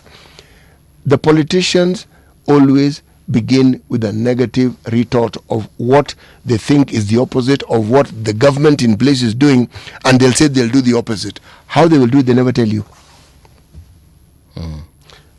We are a country that has laws. You can't arrest someone until there's a body of evidence that warrants the arrest. And for them to be taken to court, it means there must be sufficient evidence again to support their going to court. Yeah. And then you have to present and prove those things in court. Hey. You know, I have friends who are in the police force that we were in the same class together, biotechnology class. Yes. And now they are in the DCI unit, you know, in the forensics unit and so on and so forth. So once in a while we will meet. And I can tell you, there is a world of difference between those policemen and women and the others who I didn't go to class with. Now, I'm not saying that I ain't any wajinga or anything. I'm just trying to say that there's a different way how they approach and deal with issues. For the longest time, when we recruited policemen and women or members of the community of our citizenry who were in the prison services, it meant that you had found the examinations that were provided a bit challenging. Yeah. Okay? Not that you couldn't pass. Yes. They were just challenging. Okay. But there was a way out for you. We did the same with the military. People who are in the lower ranks, who are what you call askari. It was like you're being told, if education is a challenge, don't worry. Kuna opportunity, kuna don't alternative. Worry. The other place where people went to when they didn't do well academically was they joined the priesthood. Unakuta mtu ameenda Bible school. Now, all these services that I'm mentioning are critical to the well-being, spiritual and physical of the country. So when someone like the president of Rwanda says, this matter of being a prelate, you had better have a degree. Soma, leta makaratasi yako. Yes, and then you need to have this and this and this and this and this. Then proceed. So even if the Holy Spirit guides you, you just make sure it has guided you also to getting a degree. It helps. It helps tremendously. Because you want to start from a certain foundation. If you're going to preach the word of God, you need a mind that's already well trained and is accustomed to taking in information. So you can give information. Not somebody feels they have a calling, then they go and interpret the Bible upside down. Nilio kusoma hapa. Kuna yenye sijasoma. Tony amesema Bungoma has flipped. Okay. Willis Juma says it is right by saying we should never dismiss these old politicians like Weta. But for them to continue surviving rather, they need to join Sifuna's movement. Remaining in government makes them more irrelevant. Joab Achuodo Kiangai. Amesema that is not true. Ruto dismissed all the Kalenjins who were attached to Moi. Raila did not have any challenger in Luo Nyanza. Okay. So, he's just stating his truths as he understands them. Yes. Nani sijasoma message yake hapa. You know that story of Raila did not have challenges. Raila always had challenges. Orengo happened to have been one of them. Nyong'o happened to have been another. They were not in the same parties. Yeah. No. Okay. Nyong'o was in Charity Ngilu's party. That is the professor. Yes. And SDP. Yes, that's where he was. And Orengo was in Fort Kenya for a very long time. Yes. I actually remember there's a time Ngilu, at the time she was an MP. She came for my uncle's funeral. Yes. And I remember she was inviting, there was someone from the government side. Alimwambia, you need to come over to this side because you sound like a social democrat. And that's the first time I started understanding political ideologies.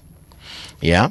But yeah, besema ukweli, kila mtu akona their version of. You see, the journey that and the length of time it took for Raila to be the Raila we now knew, it was a long time. It didn't happen overnight. The notoriety that now the nation noted and complained and pitched a fit about was when he folded his party and joined KANU. Said, what the heck is this? What? And the noises were not pleasant. The man was even Secretary General of KANU. Okay.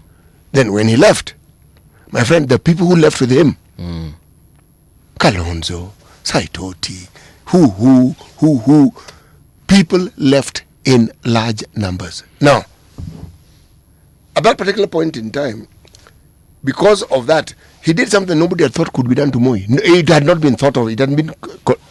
You leave KANU and then. How? But multipartyism was with us. See?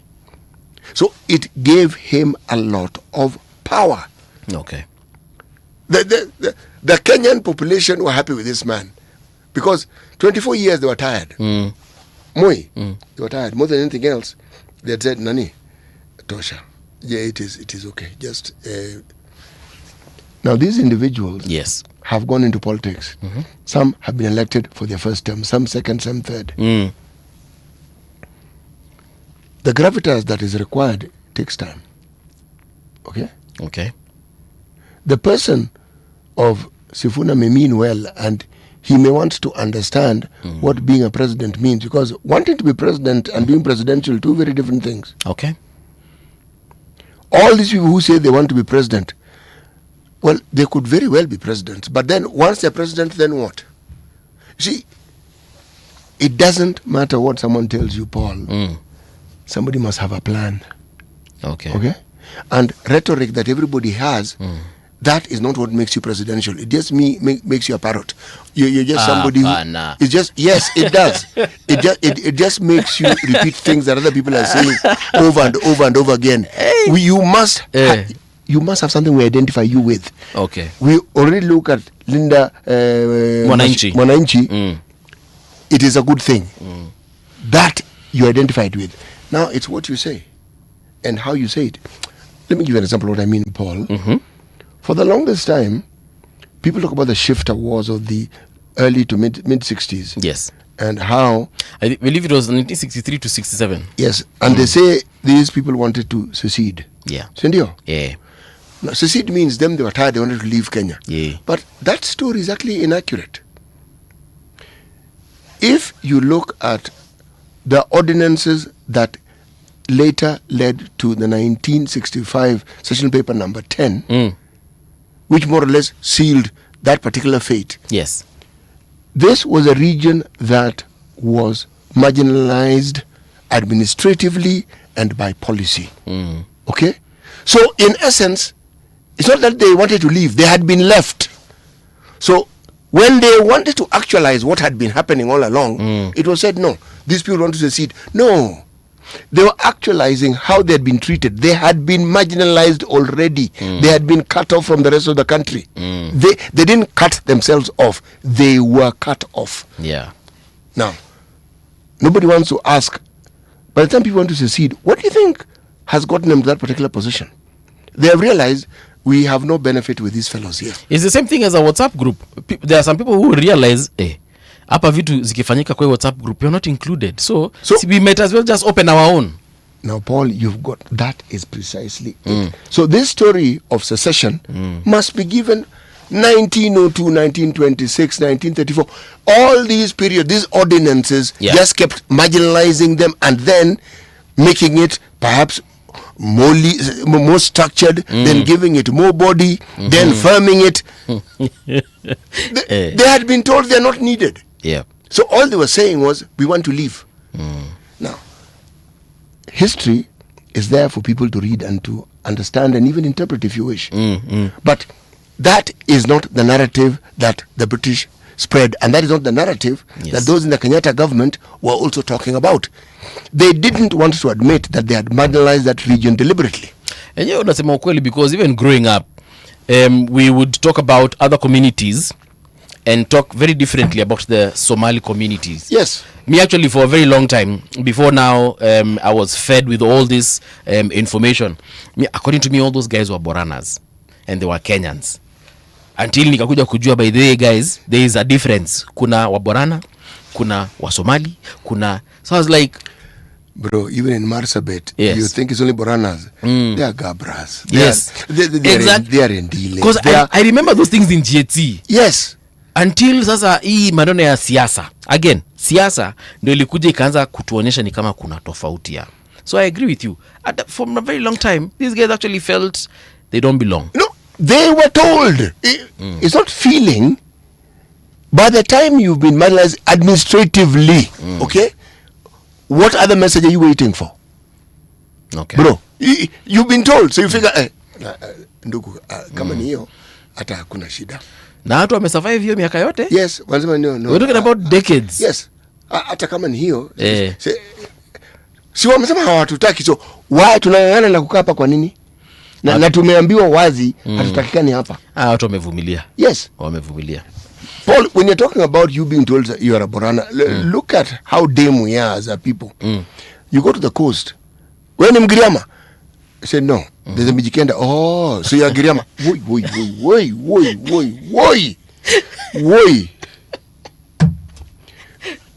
Again, woi. Because if you start with Kwale, there are Durumas and there are Digos. Yes. You go to the cliffy side, man, there are Chonyis, there are Kambe, okay? There are Rabais, there are Ribes. I mean, then there are Giriamas. There's a whole... They let me told Mijikenda, it means there are 9. Yeah. And you are stuck with 1. Yeah. And when you mention 2, you think you are really, really well informed. And these people are different. The languages are more or less similar, but they are different. Yeah. Now, you don't understand it. The sense of exceptionalism that people acquire because the formal education that enabled people to take over the jobs of the colonialism came to them first doesn't make them better. But human beings tend to think because of that they are better. Yeah. And actually, you're not better. You've just had more education than somebody else. True. We have a mayor CF. Hii jina acha nisimalizie. But even if amesema, I'm easy to find. City likes to overanalyze obvious matters, a disadvantage many seasoned gentlemen like him have. Fact is, mambo ya weta na ma-DVD imeisha na imetoka kwa roho ya Waluya. Umesikia yako City? Actually, if that person is a Luya, he should speak for himself and say imenitoka kwa roho. Okay? Because he's doing what I was saying earlier on here. Somebody has an idea and says, Kenyans have accepted. Bro. Or even imetoka kwa roho ya Waluya. Imetoka kwa the spirit of the Luya. No, there is no such a thing. If he's a Luya, which part of Luya land does he come from? Okay. So is he speaking about the people from his region? Okay? What is he? Okay. Is he a Tiriki? Maragoli. Is he a Maragoli? Is he a Kisa? Yeah. What is he? Is he a Samia? Is he a Bukusu? What is he? Now, are you saying that view is represents everybody who subscribes to that particular subgroup? Including Madividi's relatives? Yes.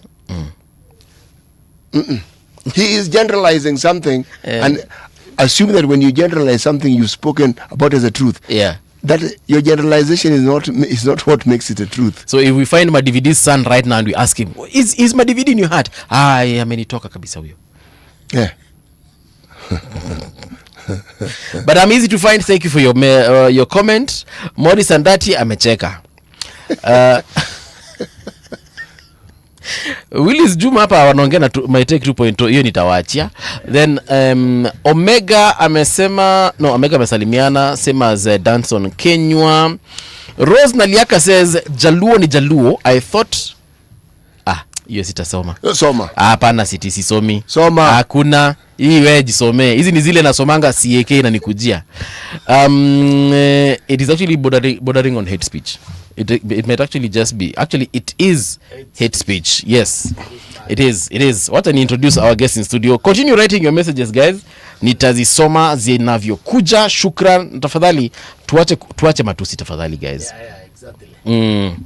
Professor, how are you doing? Acha niwashe microphone yako. Pole. Mimi nilio sleep. No, pole. Tunajua sio kutaka kwako, but unakaribishwa. Asante sana. Thank you. Yes. Yeah. It's a pleasure to have you there. Actually, we were just telling our producer that it's been a while since you were last year. I don't know what happened. Is it the coffee that we gave you that made you not want to come back or what? No, you didn't call me. You are the one who makes me come. Oh, okay. So it's you. Yes. So, listeners, we have Professor Gitile Naituli. He is former NCIC commissioner and he's a fellow at the Kenya National Academy of Science. Professor, nimekuwa nikiona ukiandika articles mzuri sana huko kwa magazeti. Hata sisi tuandikie 2-3. Let us get your insights. But welcome to the show. You just found us talking about what happened over the weekend. Yes. The crowds that were in Busia, those ones that were in Bungoma, the Mimi Ndio Sifuna movement, Linda Mwananchi and so on and so forth. What are your thoughts?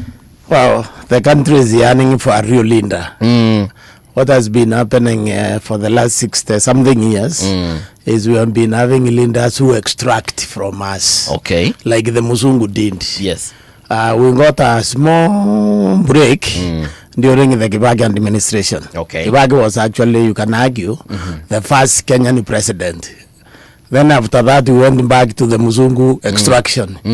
Now people look at Sifuna and they see somebody without a negative history. Yes.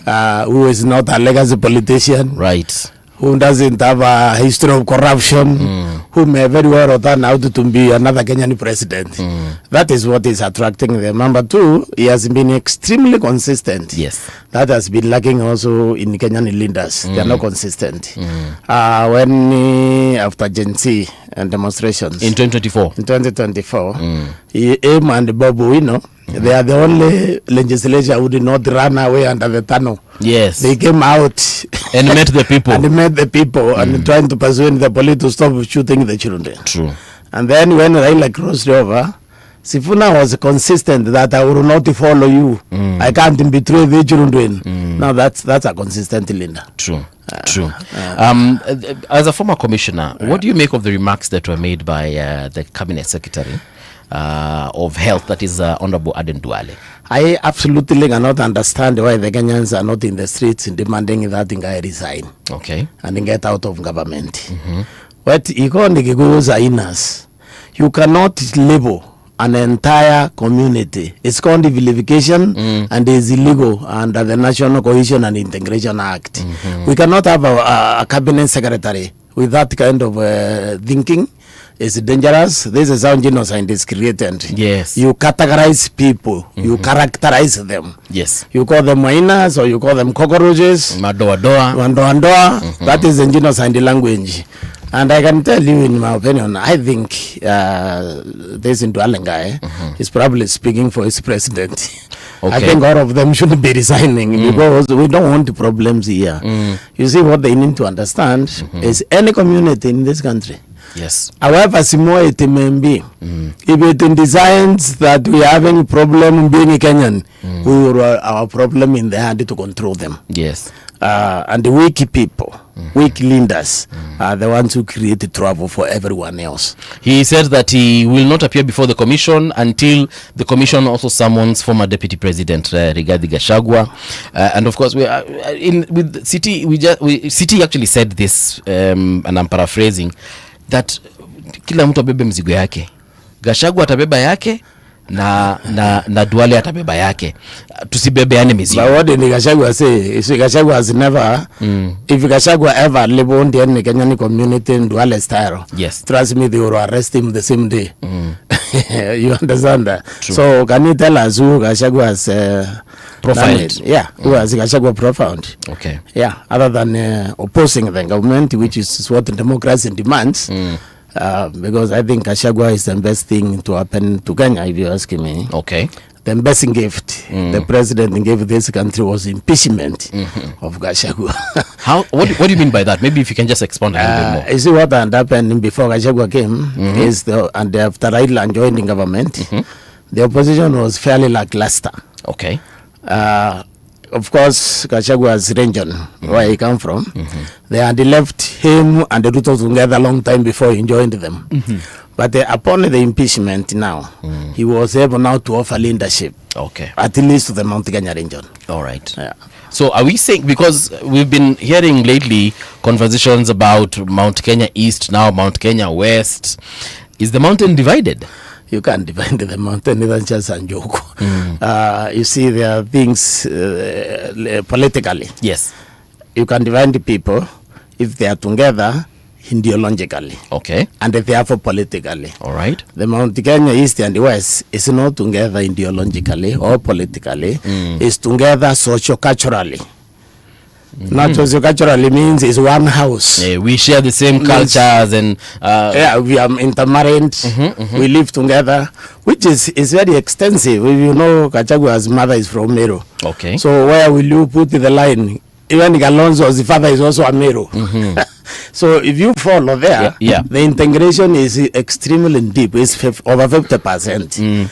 You can't divide those. Those are not people you can divide. Yeah. You can wish it, but it can't happen. So you're saying that even when people have different political interests, they can't be divided?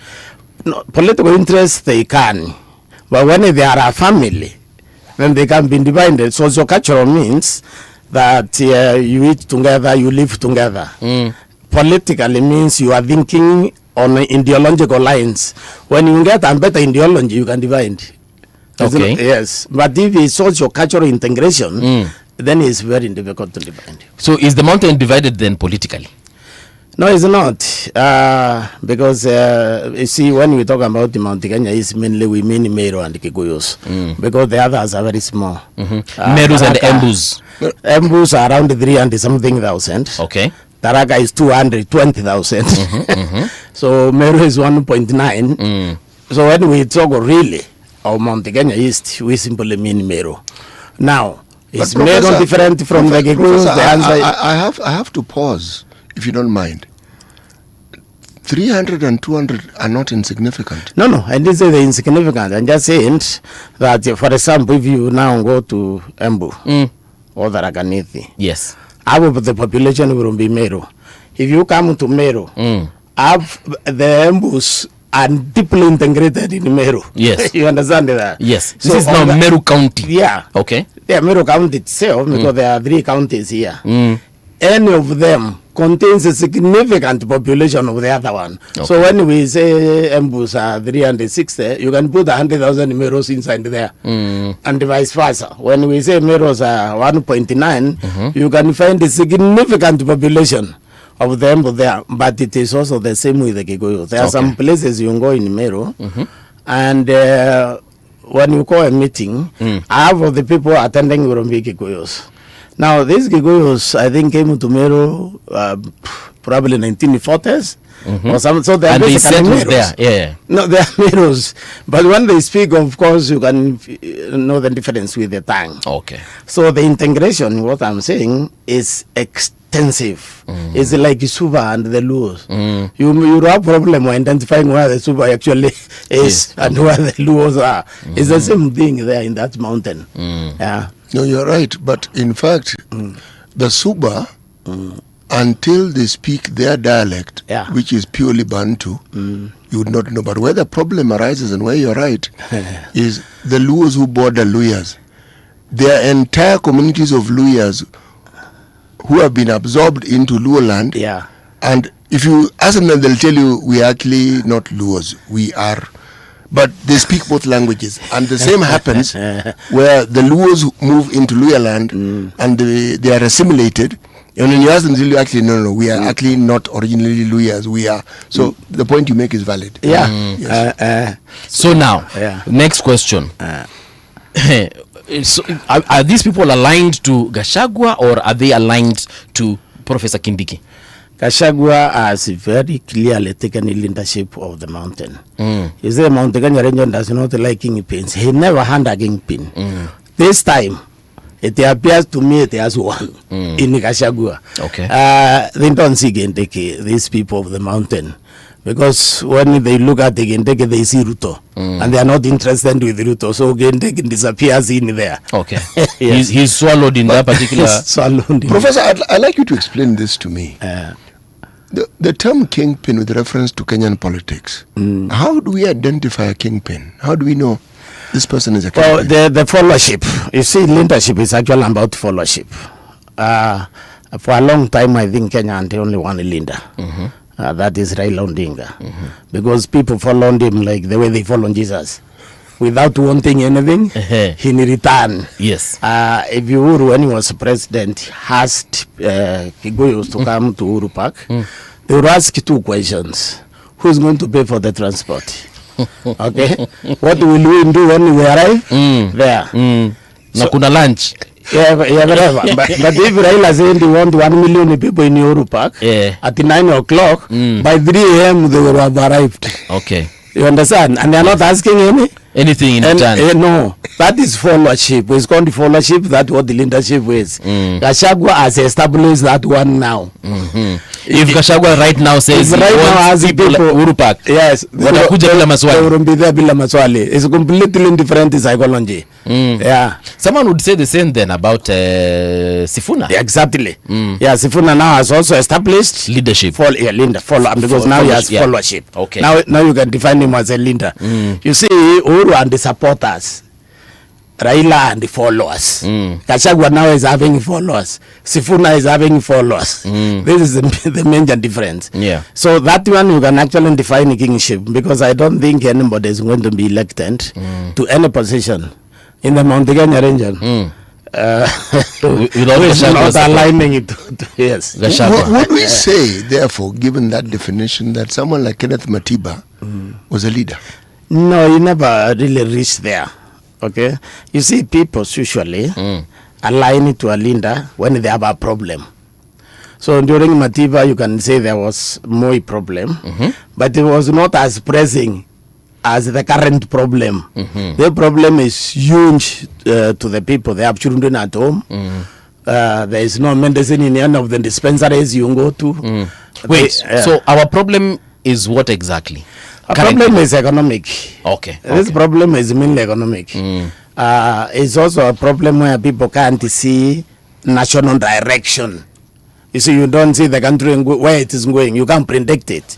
So you can't even invest in business, because you have no idea what the tax regime will be tomorrow. You have no idea what they will do next. So during Moi, somehow the economy was functional, even though there was political oppression. Right now, you can't say there is political oppression that much. Yeah. But the economic is really biting. I mean, when I was coming here, you see drops of people on foot. Yes. Because they can't afford the matatu. Okay. Because you see, you are going to be paying 400 shillings. This 400 shillings is your mirror for that in day. If you remove 100 and go in the matatu, you are left with 300. So you have to postpone eating that day, so that now they are working in the sense of doing that. Yeah. You said, say hakuna political oppression, but someone would argue that perhaps what we are seeing in terms of the goonism, we are seeing in terms of forced disappearances, people dying in police cells and so on, that perhaps can be described as political oppression. It's not at the level of the Muira. Oh, it was bad. It was very bad. You don't know anything, my brother. It was so bad. This one at least is manageable. Political oppression is. So, Prof, we need to tell my colleague here. In the Moi era, this conversation we're having was not possible. And if you're having it, people would probably walk in here and arrest you and take you out. Live on air. Yes. Okay. Clearly, I was alive, but I wasn't politically aware. So this is nothing compared to that era you've said. So we can't describe it as. You see, under Moi there was a government. Right now there isn't actual there's gangsters. They see these people, the way they making decisions is not easy to understand. You, for example, you can make a decision on building houses in rural areas. Yes. Okay. There's that exchange between the president and Sifuna, where Sifuna told him about the chicken climbing to 17th floor. Now, what Sifuna was saying is simple. Was it a chicken or a cow? No, it's chicken. He used the chicken. Okay. Now, you see, the president said that if you oppose it, you are a fool. But look at it this way. In the rural areas, you have a house, your little house, which is, let's even put it at 15 by 100. In that 15 by 100, you can have your 2 chicken, you can have 1 goat. In other ones, the 15 by 100 becomes actually a factory. Okay. Okay? Yes. An apartment is a consumption item. You can invest in nothing, and you have to maintain it like a car, an apartment. Now, why would you do that when you have all these slums in Madare, Mogoro, Kwanjenga? Why will you be building? You will be upgrading the slums, not building houses in the bush. Like I've seen them in Isiolo. Nobody can reach where those houses are. You have seen the ones in Ngong. Who is willing to live with his home and go there and live in those houses? There are some. So this is what we are saying, that the government makes a decision without consulting the people who are supposed to use that facility. The same thing with the markets. You see, they have confused the market we operate on with the malls.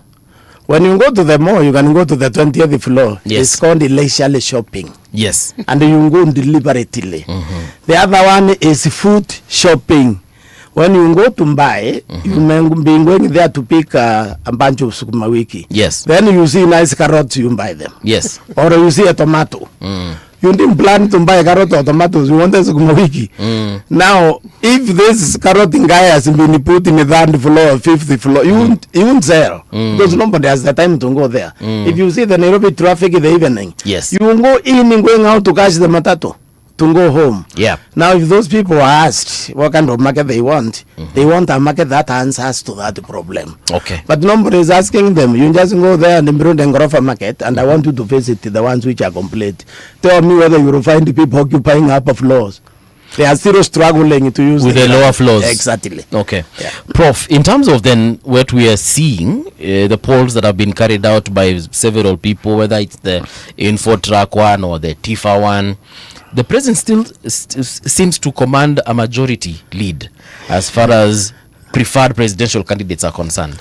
First of all, 24 is not a majority anywhere. Okay. No, if you look at the whole poll, yes, Agina Sifuna, Matiang'i, Kalonzo are fighting for number 2, 3, 4. I'm going there. Okay. First 24 is not a majority. That's number one. All Remember, we are in a new era where you need 50% plus 1. Very true. So 24 is nothing. Okay. Number 2, if you want the opposition together, they are 49. That means they only need 2 percentage points to win the election outright.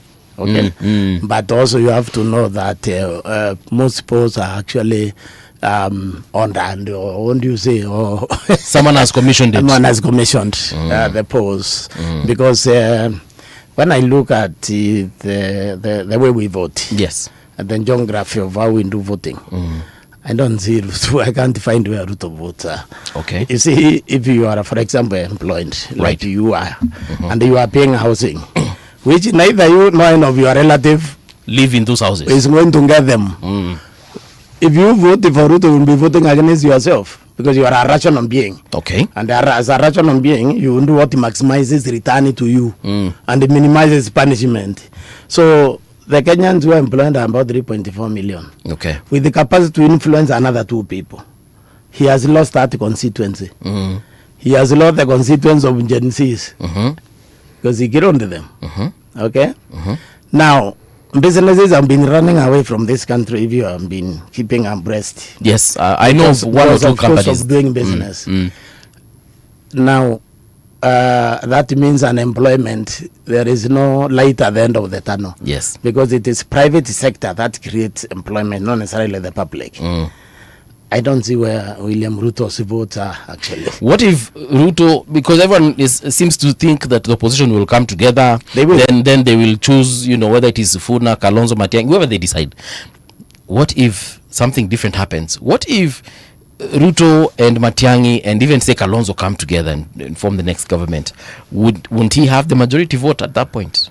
I don't see these fellows cruising about William Ruto, any of them.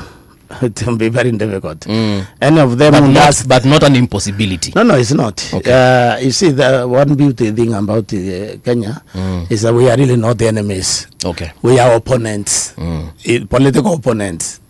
So the enemy has not come in. So anything can happen. They can get together and so on. But if any of them goes to Ruto, they crash politically. Their followership just will evaporate overnight. Yeah. That's what is likely to happen. Okay. You see, the narrative that one hears now is one that, in my mind, has been purposed to delegitimize the Ruto government. Yeah. And it is successful. Because when you hear people saying Ruto must go on one term, and you hear the chants literally everywhere that you hear of rallies, then one could argue it is successful. Yeah. What I can't see, I honestly cannot see, is how the opposition will suddenly become one unit. And what is this glue that will bring them together? The public pressure. You see, this movement, you see, Sifuna is building. People are sending the message to the opposition. Yes. That if you don't get together, we will just select one of you and follow that one. And they ignore you. Just like how many people ran in like Lamu. Yeah. There was 9 or 19 candidates. But there were many. But people just concentrate on one. Yeah. And that the one they give the vote. So what's been damaged if the opposition doesn't have one candidate is the planning. Because the planning is what Raila was lacking. That's why he never became president. So you need to have a strategy on how to guarantee the vote, how to deliver victory. Okay. Because Raila won many times, but he never really delivered it because he didn't know how to do it. That is what may be compromised if they are not together. But being together, these fellows will be forced by the public. Because the public wants significant change. The public is not actually even looking for Ruto replacement. They want the fundamental change, because you see William Ruto was that change as a candidate. Yes. But he abandoned them. Okay. And they continued being something else. So people now are looking for that change. Prof, unfortunately we have to stop here because we are eating into the other guest's time. Yes. Lakini sasa ile siku mtuongea na producer hapa akupatie day 2.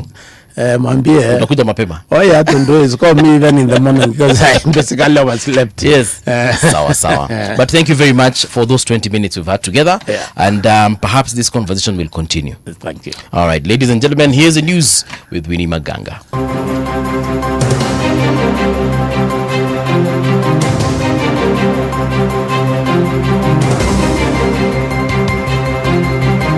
This is the Radio Generation News. Good morning, I'm Winnie Maganga. The Kenya National Union of Teachers has raised concern over delayed payments to teachers who supervised last year's national exams. The union says thousands of exam officials are yet to receive their dues, despite the National Treasury releasing funds to the Kenya National Examination Council. NAT officials, led by Chairman Patrick Karinga, have warned that if the issue is not resolved, teachers may refuse to supervise this year's national examinations scheduled for later in the year.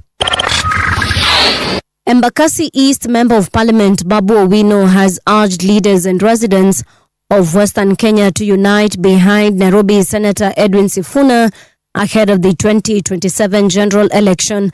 Babu said Sifuna and the Linda Mwananchi movement have already toured 16 counties and plan to visit all 47 counties, 490 constituencies and more than 1,200 wards and villages to seek support.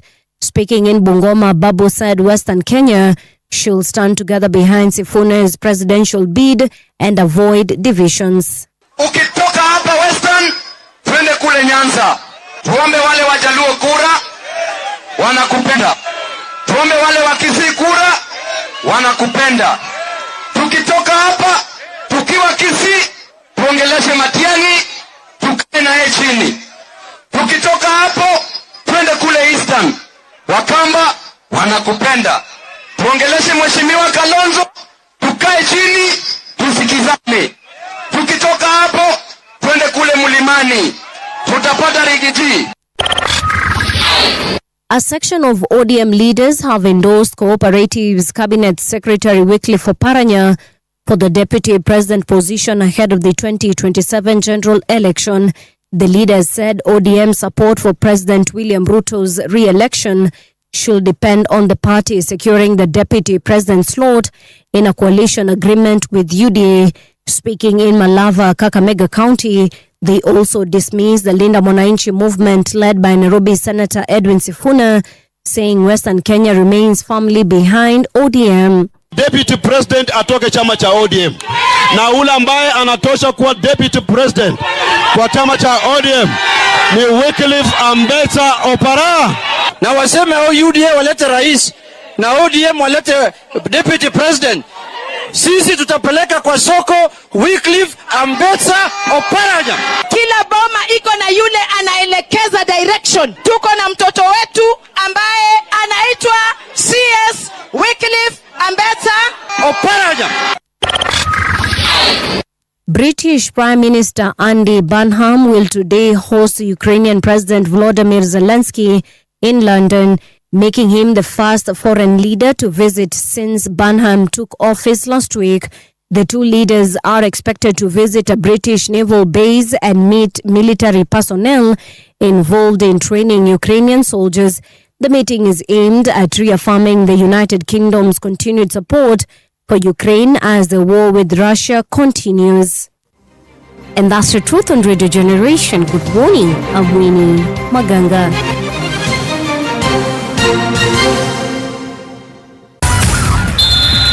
Sports on Radio Generation. Good morning, I'm Samuel Otieno.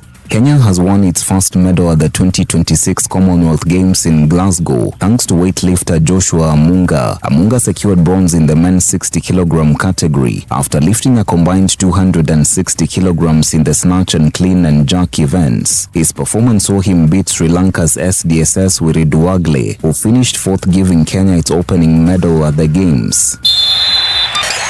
Arsenal are reportedly monitoring a possible move for Real Madrid winger Vinicius Jr. The Gunners are exploring several attacking options, including the Brazilian star Julian Alvarez and Bradley Barcola. Vinicius, who is 26, has entered the final year of his contract at Real Madrid. The Spanish Giants could consider selling him if they fail to agree on a new deal to avoid losing him for free next summer.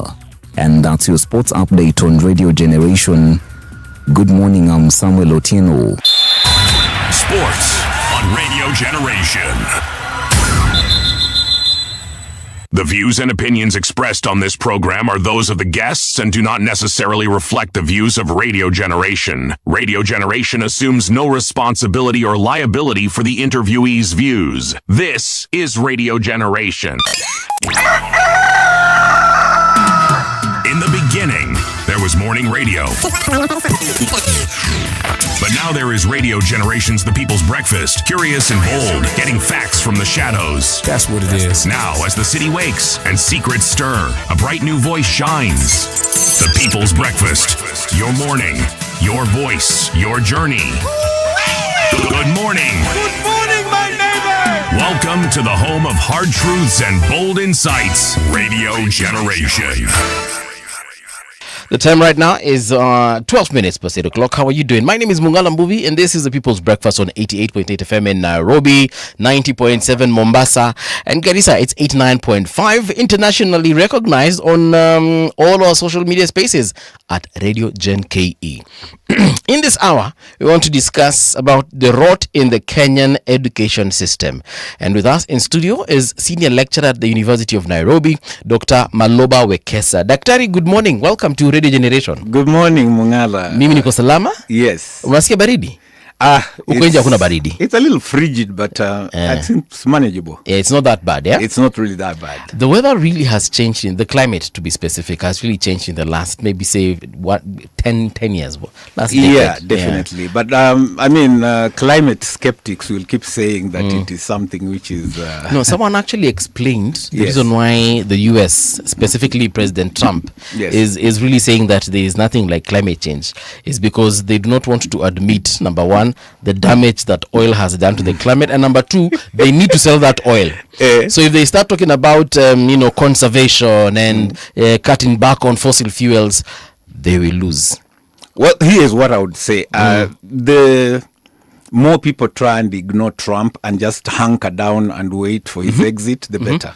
How do we ignore him? But I know, it's difficult. These are some of the dysfunctions. You know, I keep talking to people about this. Yes. Democracy is not perfect. The dysfunctions of democracy will result in the election of people like Donald Trump. Right. And we simply have to, like I said, hunker down, wait for his term to lapse. Yes.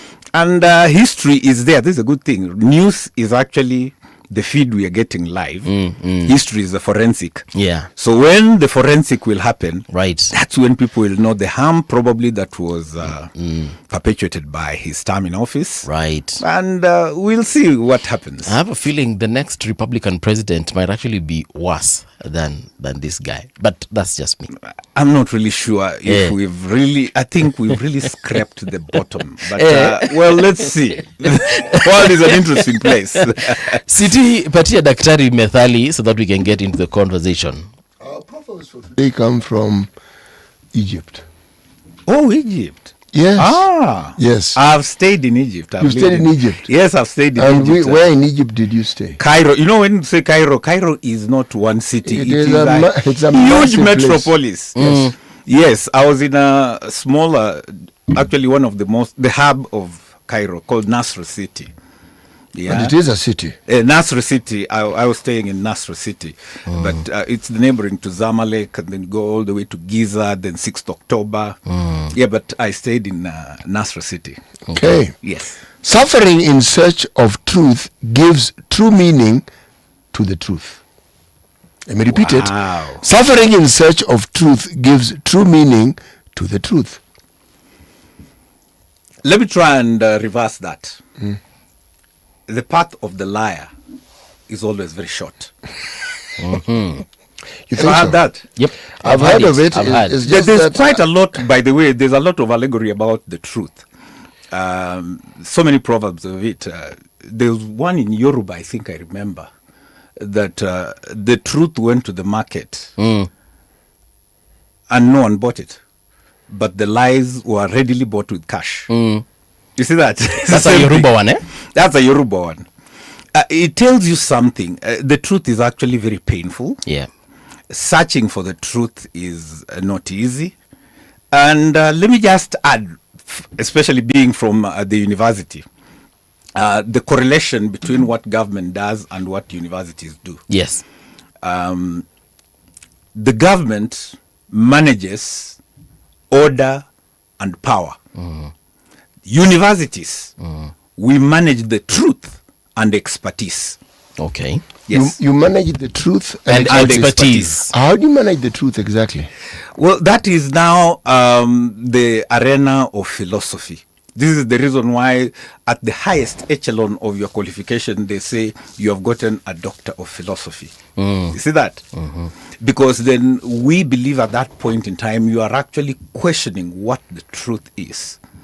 And you are actually filtering it so that it is abound from whatever inaccuracies that might actually accrue from it. And there are so much. And sometimes I always feel bad. This is the information age. We actually believed that information is going to provide people with the truth. The converse is happening. With so much information, there's an information overload, and so much of that information is actually trash. The internet, for instance, did you know actually 85% of that internet is degenerate? 85%? 85% of that internet is degenerate. Look at even your feed from things like WhatsApp. They are extremely useless to see. I sometimes I marvel at how much people spend time in social media. Why do you say it is useless? Yeah, because it is filled it doesn't with add value. Yeah. When you say it doesn't add value, what do you mean? If I take what No, nuisance value, yes. Nuisance value, yes. Because you see, getting to the truth of anything is painful. Knowledge, in fact, just trying to get knowledge, it's a painful process. How many people are willing to take pain? Very few. So people want to excite the pleasure centers of their mind, and social media provides an ample opportunity for anyone to be able to do that. So what do you think you're actually getting as information is actually just trash. Okay. Many people out there on social media are trying either to annoy you, they're actually trying to rile at your most negative energies. But is that the primary motive, or is it the primary motive is they want to be noticed? They want to. That's the whole point. They want to appear relevant. They want to appear even knowledgeable. Exactly. Yes. You see, the thing is this: the social media and all this new age media has provided platform for the narcissists to actually walk into our lives, and they are constantly annoyed. They want also for us normal people to be annoyed like them. They want us to be cynical.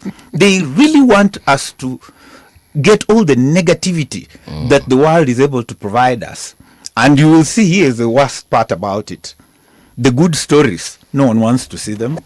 Have you ever seen the internet to say there was a charity event which happened somewhere and so much good was that, that story is not, it's boring. Get to a bad story. Someone beat up another one. That's what people want to see. You see that? Yeah. Okay. So it's a very disconcerting. Yes. Let's get back to education matters here, and I want us to start on the issue of rot. And you've actually mentioned some of it, but there's so much happening in terms of what we've been seeing in the headlines from ghost schools, ghost students, vice chancellors fighting with government. University of Nairobi has not been spared from that drama. Kenyatta University has not been spared from that drama. Moi University, just the other day, were explaining the way they need about 10 billion to get out of the issues that they have. So if I look at that, I'm asking myself, not in whose hands are we safe, but where is it safe as far as the education sector is concerned, Daktari? Okay, first, let me start by first applauding Radio Generation. What you are doing, for civic education in Kenya, it's quite admirable. I look at the analytic incisiveness of City Muga and the jocular balance that you actually provide. Thank you. Radio Generation is doing a great job. Okay? Now, having said that, I would want people, let us not always go into the problem and whatever, actually the consequence. Yes. And then point fingers, because then we will not be able to understand. Today, I think what I was thinking about today was, let me be the public teacher today as well. Okay. Yes, go ahead. And I want to indulge myself in deductive reasoning. I want to start from what is known, and then I will end up to what is unknown and then unravel it, and then probably come up with remedies to what I think the problem we are having currently in the education system is. All right. Now, let me start with debunking one thing. We must move away from sloganeering. Okay. Yeah, because anyone who attacks the education system, this is bad. So let us go for one term. You see that? We need to move away from sloganeering, and then we need to delve to the truth. And I really like the initial, proverb that you gave, because it underlies what we need to have. If I need to convince you, then I need to actually show you where the problem has started. Okay? And then once we have an agreement that this is where the problem has started, then we can actually move towards solutions. You see that? And here is how I would want first everyone to follow this discourse. Number one, let us first understand what government is. What is government? I would want to answer that question. Number two, I want to answer what is an education system. Because if we don't know it, then we'll keep just looking at the consequences of what has happened. And number three, I would also want to look at what are the basic tenets, what are the core principles that underpin an education system. Because once then we do have an agreement on that, then I can now specifically go to what is a university and what does it exist, because that's where I am. And you will actually see the process right from childhood all the way to adulthood, where right now as a senior lecturer at the University of Nairobi, where I'm based. Okay. So now, let us start with number one. What is an education? I mean, what is... why do government exist? What is it? Now, everyone must know that individually doing things would actually be haphazard and very expensive. If you are told, go and school your own child and homeschool it, very expensive. It will be haphazard. We wouldn't know what we are doing. We wouldn't also know how we are galvanizing those individual energies. So what did we do? We came together and said, let us, in a sort of sense, communally, try and form a system where we will have a crowd coming together, paying for certain services through probably raising of taxes. And then we can be able to provide for ourselves education, defense, infrastructure, all those things. That is what a government. And share resources. Yes. And then create order. That system will create order. That's what a government is. A government is actually a system which establishes order. It also enforces laws and provides public goods. And those public goods are those things like those infrastructure, healthcare, all that. That now is where education is. Ultimately, a government is there just to coordinate society. Like I said, it's managing order. It's also managing what? Power. That is what a government is. Now, let's now extract that singular item, education. What is then an education system? An education system is a structured network of four things. It's a structured network of institutions first. And we are talking right from when the child is born. Where does that child go? That institution, that structured institution that you are having a pre-primary, for instance, then a primary school, and then a high school, and then different levels of colleges. That structured network, that is number one. It is also a structured network of curricula. Because what is it you want to teach these people? From that early age all the way to adulthood. That's the second thing. There's also a third thing. It's a structured network of policies. Because all these institutions, all these curricula, they must actually be guided by a policy network as well. And that policy network, I'm going to discuss them now as a third agenda, probably when we'll talk about the core principles of the education system. And then number four, it's also a structured network of funding. It's very important. Like I said, we came together, raised this cash so that we can actually be able to do all this. So institutions, policies, curricula, and funding. That is what an education system is, wholesomely. Yes. And we are using that abstract machine of that education system to finesse individuals from childhood to adulthood, so that we create a certain knowledge economy, either if we want manufacturing sector, whether we want agricultural sector, we are using that abstract machinery of those four elements to ensure that we get the right citizenry out of the block. That is what an education system is. Now, we need to have an agreement about that now. Since we know what government is, and number two now, since I've explained what an education system is, then let me now talk about the core principles. Because like I said, we need to understand this deeply. What are then the core principles that belie an education system? First and very most important, number one, there has to be universal access. Universal access, that is, make education to be a right, and it should be available to everyone, irrespective and regardless of background. Okay. You see that? Don't create a system where some people can get it and others can't. And see, this is the reason why most people always go back to Kibaki. His first thing he did when he came into power, he said, all children go to school. You see that? And I remember, I think it was the US president that time, Bill Clinton.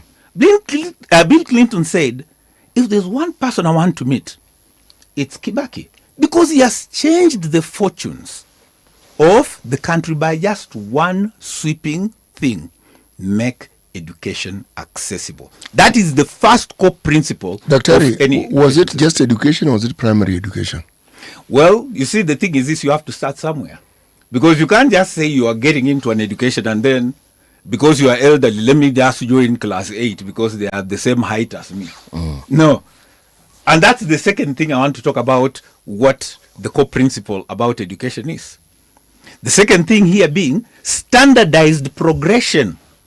Standardized progression means that learners will advance through defined grade levels based on demonstrated mastery. That is why you're saying primary access, isn't it? Yes. And no one would just say, because my height is like this, let me also join those ones who are my height. No, there has to be a demonstrated mastery of certain content. And that now comes back to the curricular issue which I talked about. You see that? Once you master, then you move to the next level. So that's the second part. So we're saying that the mastery then is determined by a system that we refer to as the exam. Yes, definitely there will be a testing equipment. Yes. I don't want to call it an exam yet. There must be a testing equipment. So that when you are moving from one grade to the next, then we must say, you've understood this and this and that. All right? Now, number 3. How do you determine understanding if it is not tested? No, that's another thing. That now becomes philosophical because there is no way you can actually measure understanding. Actually, there is. Dr. I know what you're saying has to do with aptitude tests and all that. I'm actually going beyond aptitude tests. Yes. You see, if you look at the system of apprenticeship, yes, okay, it enabled one to determine this very thing we're discussing. Yes. Because one didn't just understand the theory, one walked in the footsteps of their mentor. Yes. And at every stage, the very thing you're saying, the mentor would understand when this particular apprentice has grasped the principles and some of the practice, and at every stage they would let the apprentice continue with what they're doing.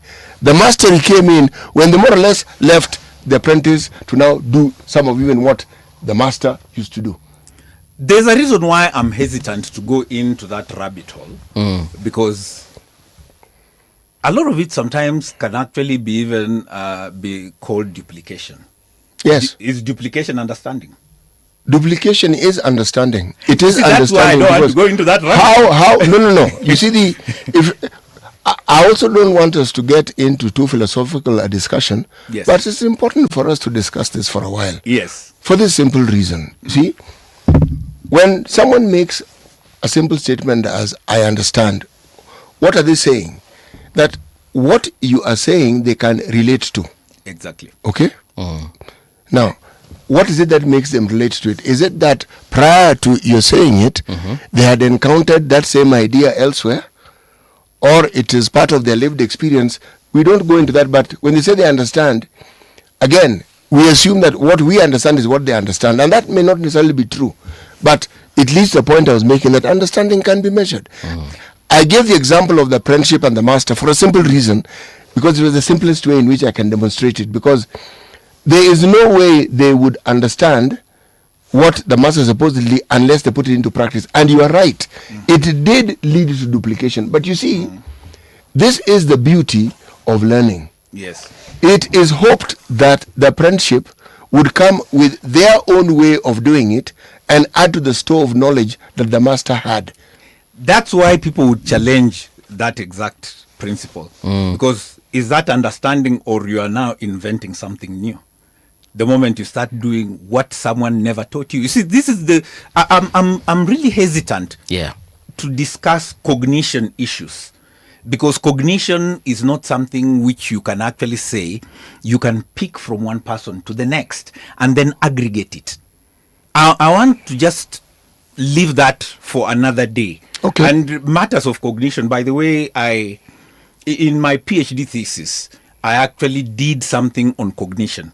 So I know that rabbit hole, and I'm trying to avoid that rabbit hole. What I did was... Okay, let us help you avoid it. So move on to what you are saying. We've now put it aside. Okay. Twende. All right. So, like I said, the first one was that we have to have universal access. The second one was that we have to have standardized progression. Now the third, this is where now the rubber starts hitting the road. And that is where we call core curriculum. We must have an agreed mandate of body that we want to give these people. All right? And here in Kenya, we decided the core curriculum has to have at least, let us have language. All right, I know when I say maths is also a language, by the way, but we always put it as a side. It is a science. It is actually not a science. It is a language. Maths is a language. But for purposes of actually, maths is philosophy. Okay, you see, because if you want to, this one allow me, because you bring up something that unfortunately I am pinched and pushed to contribute to, because if you're then referring to logic, yes, and if you look at maths and the issues you talk about, when they talk about equation, you talk about it's logical. If you understand the flow and the process, it's logical, and logic is a subset of any philosophical learning. Is that you are right? You are right. Okay, so, but all I was saying is continue, that let's have a core curriculum. Yes. Yeah. And this core curriculum, let me reduce maths and say, let's have numeracy skills. Yes. Because if I say maths, I know maths is the only language which talks to nature. So let me not go that direction. Okay. So numeracy skills. Then two, here we always have to have language. You see that? Because we want to have national cohesion. The best way to achieve that is through language. Okay. And here in Kenya, we have two, English and Swahili as national languages. But then most of us grow up as sequential trilinguals in the list because there's a mother tongue there. For sure. Right? So we want to average the competencies of everyone by having that language. Okay? So we agree we have to have maths. We agree that we have to have a language. Isn't it? Then we also agreed that we need to give these people a science. Isn't it? Now, that science, whether it's chemistry, whether it's biology, whatever it is, yes, we must have that component there. In my argument, I also would want history. History is forensic, remember, because people need to know where they've come from for them not to keep making the same mistakes over and over again. All right? Yeah. Now, there are other people who will even want to say, all right, let's throw in religion. I would disagree. But anyway, that's a debate for another day. All we can agree is that we must have what? A core curriculum that must be taught to all these people. Number 4, we also have to have qualified instruction. Qualified instruction. And we're not talking about this, and I know, CT is basically my teacher. You taught me at one time. You see that? So I don't want to get into that scenario where a long time ago, when you did your exams, as you are waiting for anything to happen, you go and teach. You see that? So they reduced teaching not into a profession. Teaching was basically a standby job. Nafunza nikingoja. Pastime activity. Nafunza nikingoja. Everyone is just doing that as he's waiting. You see that? But we have moved beyond that. Teaching is actually a very, very niche profession. And there are people who are never supposed to be in class, by the way. In fact, probably you'll get a lot of feedback about this. There are people who say, I didn't do this subject because the person who was teaching me was just an absolute witch. You see that? Yep. Because I was probably never supposed to be a teacher in the first place. Okay? So you must have qualified instruction. It's very important. True. Number 5, that you must have now standardized assessment and accountability. It's very important, and this is the now you are seeing at the end of it. You'll see people like you'll see things like NEC coming up, Q coming up. All those things have to do with what? Standardized assessment and accountability. And you see, that standardized testing is the one thing that is going to extract that understanding you are talking about and measure it out, because we need to know. How are we going to apportion specialization? How are we going to know, all right, Maloba, we are sending you into medical school, or we are sending you to law school. City, we are sending you to an engineering school. Right. We need to do that out of standardized testing and assessment. And then lastly, we must have credentialing. The last issue of the core principle of any education system has to be the credentialing factor. Credentialing means that upon successful completion, then how do we reward using recognized certificates that will signal this readiness, person is qualified. Yes, it will signal readiness either for continuing higher education or readiness for entry into the workforce. Okay. Now, these 6 issues are the basic core principles of any education system. Again, this should be uncontested. Once we have that, now you can go back and ask yourselves, at what point did we miss out on universal access? Do we really have it?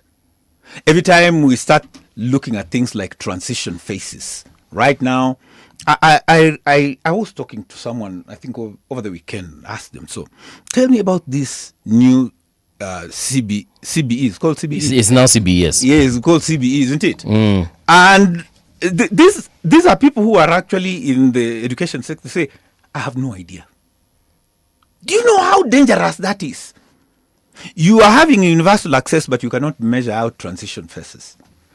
There are so many people who are dropping out, but there are optics of liars out there trying probably to tell the leadership of the country that, don't worry, there was 100%.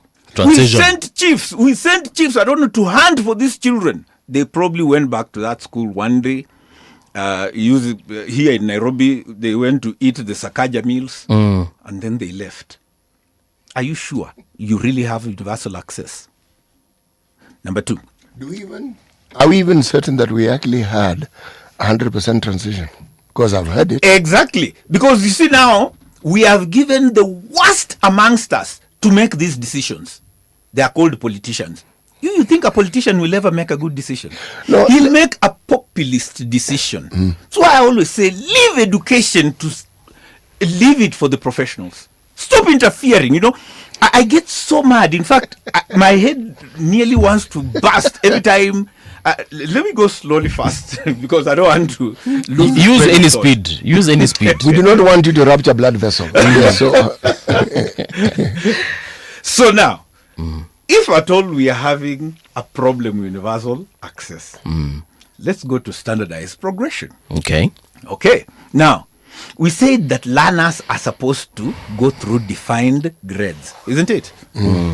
All right. These standard grades, are you sure they are actually having demonstrated mastery as you go to the next one? Do you know many studies are coming up and saying I don't know, these days they are called standard or grade? Grade 1, 2, 3, 4. Yes, now, I'm told a grade 6 student does not have numeracy skills to speak of. Do you know how bad that is? Very bad. Now, here's the worst part. We are at the university. There are times when I have to converse with my own students. Okay? And if this student is unable to even keep one language going, he has to do something called code mixing. Swanglish. Yes, he's what Swanglish. Swahili English. Yes, he's unable even to communicate in one language. Forget even the numeracy skills. I know my colleagues in engineering, they say, I'm going to class.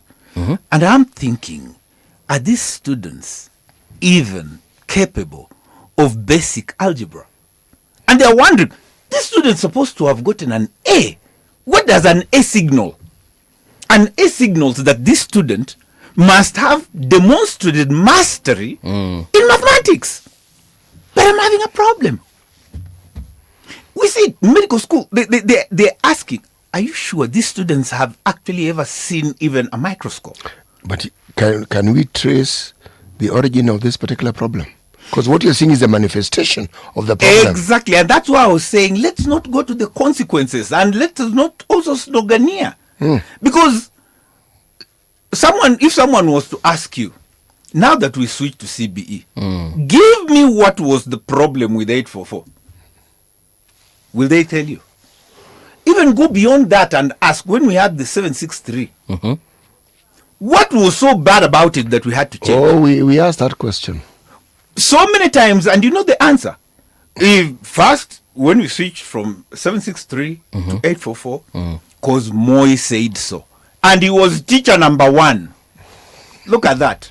The most absurd of reasons you can ever have. He just woke up one morning, and you know, some of us, I was among the first 844 groups. We were just told, you are not going to another class, you are continuing with primary school. What? That was it. Now look at it currently. Same thing happened. These children were just told, oh, now, I don't know, after, is it grade 2? Now you're going to, I don't know if it is lower primary, I don't know. I have to admit. You know, Daktari, the same arguments that are being put across now with regard to CBE. Were there during 844? Well, yes, I was a teacher then. There was even an attempt to try and pilot it. And depending on the subjects you taught, some individuals were put into those groups that were supposed to help pilot it. It didn't get far because I was in one of those groups and we met for, I think, there were 2 or 3 sessions, and then we never met again. The next thing we're told, the next thing we're told was to implement it. You see that? Implement what? Now, what I found strange, when you look at the blueprint and what they planned to do, it was impressive, actually. Yes. But the problem number one, where were the funds going to come from to actually implement these things? Let me tell you why I'm asking the question. Our high schools, before they were interfered with, anything that was at the level of what you call a provincial school had a technical side. But we also had technical secondary schools. Yes. Where you had a co-curriculum, as you put it, but the other subjects you studied were all technical. Whether it was technical drawing, whether it was woodwork or metal, whatever it is, but that's what you studied. So when you came from a technical school, going into what we now call TVETs was a direct path. Okay. Now you can see what I was saying. A network of institutions. Yes. You see that? Like I said, if you need to understand the education system, you must know that there is a network of institutions. So it was known that when you are actually at this level, this is where you will go. Yes. When you are at this level, this is, it's like a relay system. Okay? And like what we're having right now. Do you know what we're having right now? We just have a group of politicians. They wake up in the morning, they see, this place looks like it has very nice buildings and it is close to a market. Let's make it a university. You know, the absurdity in that is monumentally fatal to the people who will be admitted to that. And right now we're actually having glorified high schools as university colleges. And then we're actually propping them up with soft core subjects and say, so let's train them, you know, a general degree. Okay, and then we call that development. I'm telling you, we are sacrificing the future of this generation through the most inane and juvenile propositions given by no less politicians. Yes. They have nothing to do with this. Dr. It started in the Moi era because they would look at a provincial school. I'm going to explain. You had district schools. They tended to be day schools. Yes. Provincial schools could even have a boarding section. Not all did, but very many did. And then you had what you call national schools. It was really that simple. Now, all these schools came with huge compounds. Some that had been favored by the colonial system and had been given more funding, actually, if you looked at just the campus itself, they were huge. Yes. There was the appetite to turn these into colleges. Yes. Then there was the appetite to turn tertiary education, teacher training colleges, technical colleges into now universities. The option was always to just build universities and retain this. And here's my problem. Yes. You know, when someone says build a university, what is a university? You know, that was going to be the last issue I was going to deal with. Yes. Because people think a university is impressive buildings. You know, I can tell you this. If you come to the University of Nairobi, for instance, do you know the University of Nairobi does not own any building in main campus? We don't. Okay. Yes. There's education building that is owned by UNESCO. There's Mahatma Gandhi. There is a foundation that owns that. There's the engineering side. That is American. That's why it's even called the American wing. Okay. Do you know even our fountain, fountain you see, we don't own it. There's a foundation that runs and the tower? The tower is owned by different organizations. I think we only own probably around 2 floors. Okay. There is Manu Chandaria there. There are so many organizations which are coming up with that. If you come to the last end, this called science building. It's owned by the Israelis are the ones who built it. What of the hostels? Even the hostels, it's even worse because Tomboya is the one who walked all over the world. There's even one which is called Tomboya Hall 9. Yeah. He walked around the world. He went to the Belgians. They built what we call cylinders, Hall 9. You know, all those. Even Hall 10 is Doug Hammarskjöld. I think they were very good friends with Tomboya. He came and built those things. Okay. The university, if you go to Chilomo, it's been an affiliation between the pharmaceutical industry, Isipe, and all that. They came to build those buildings. What of the dental school? Yes? The dental school. The same thing obtains. I'm telling you. A university is not about buildings. The university is about first manpower. It is also about focus into the future. It's not about a president or some nutcase waking up in the morning because he thinks he was elected and therefore he has become so brilliantly endowed with this vast array of knowledge so that he tells you, I will bring development by establishing a university here. What kind of crap is that? Because it's not a university you are doing. You are exposing the future generation to lost opportunities. The rot began with the leadership that we had in the university then. There was no universities at that time. There was the University of Nairobi. That's it. It began and ended there. Yes. We had many people who were in the university who could have advised President Moi strongly. Many preferred to sing his song and the tune of his song. It is the students who came much later who were then willing to stand up and say, no, we're not putting up with this. Okay? And oddly enough, many of them were doctors. This guy, you see, Dr. Nikal. Yes. That group of people were the first people in medical to at least tell the government, sorry, we're not doing this.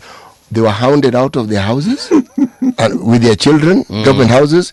Many of them went into exile, but they put their foot down. Yeah. And what they were asking for was reasonable because what they were being paid was pittance.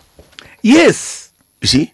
So when you talk about the rot and the origins, if somebody goes through an education system that is already limping, by the time this person leaves that system, they won't be limping. They'll be on crutches. Can I read a comment here from Boaz Waruko? Boaz anasema, Morning City, Mbuvi and RG. Thanks for bringing Dr. Wekesa on the show. Tell him that at some point in the rollout of the CBC/CBE, a CS uttered these words: I have been brought here to implement, not to think. I believe that is a former VC for UON, that is Professor Magoha. Okay. There are things which I do not. I don't want to talk about someone who has already passed on, and especially because that was my vice chancellor as well. And as a person, I interacted with him. He was brilliant, and I think he was a very brilliant urologist.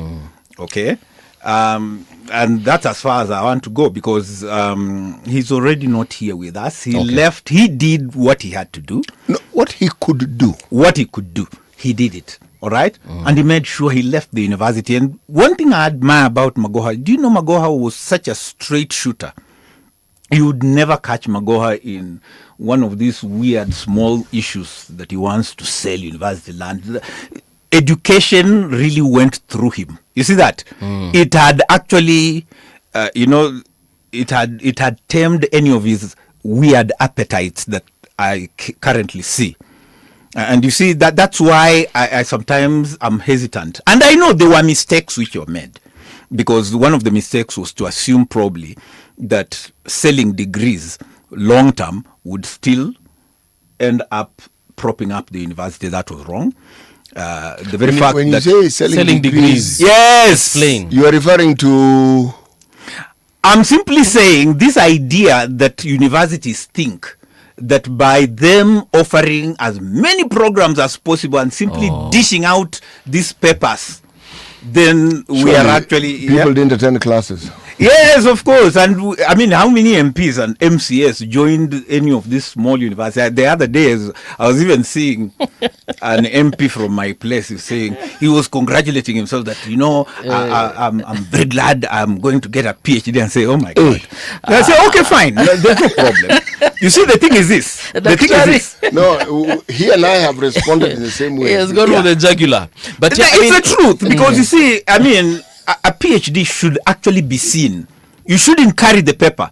There is a reason why I never even have to carry my papers along. If you have a good debate with me, you definitely be able to discern something different, and that's why I'm here. I want to inoculate Kenyans from stupidity. All right? Because once stupidity becomes the norm, it's very difficult to find this truth that you are looking for in the first place. Okay?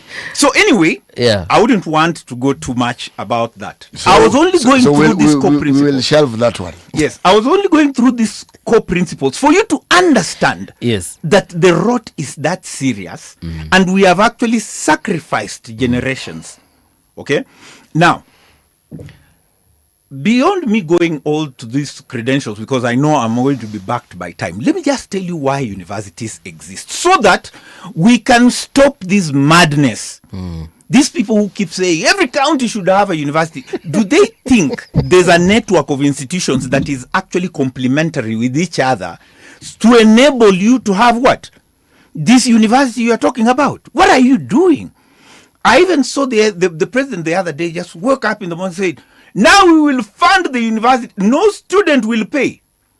There are certain things that the president is saying, and I'm asking myself, did he consult? Does he have the manpower? And he is the president. He should be actually having good people behind him to tell him, you know what? Maybe you should go slow in saying this. And here is the truth about Kenya. The moment something is free, trust me, it's free of quality. It's free of anything positive. Look at our healthcare. You think our MPs use SHA? They don't. When they tell you university education now is going to be free and everyone is going to be happy, do you think those people who are saying that, the cabinet secretary, do you think their children come to the public universities? Do they even go to public schools?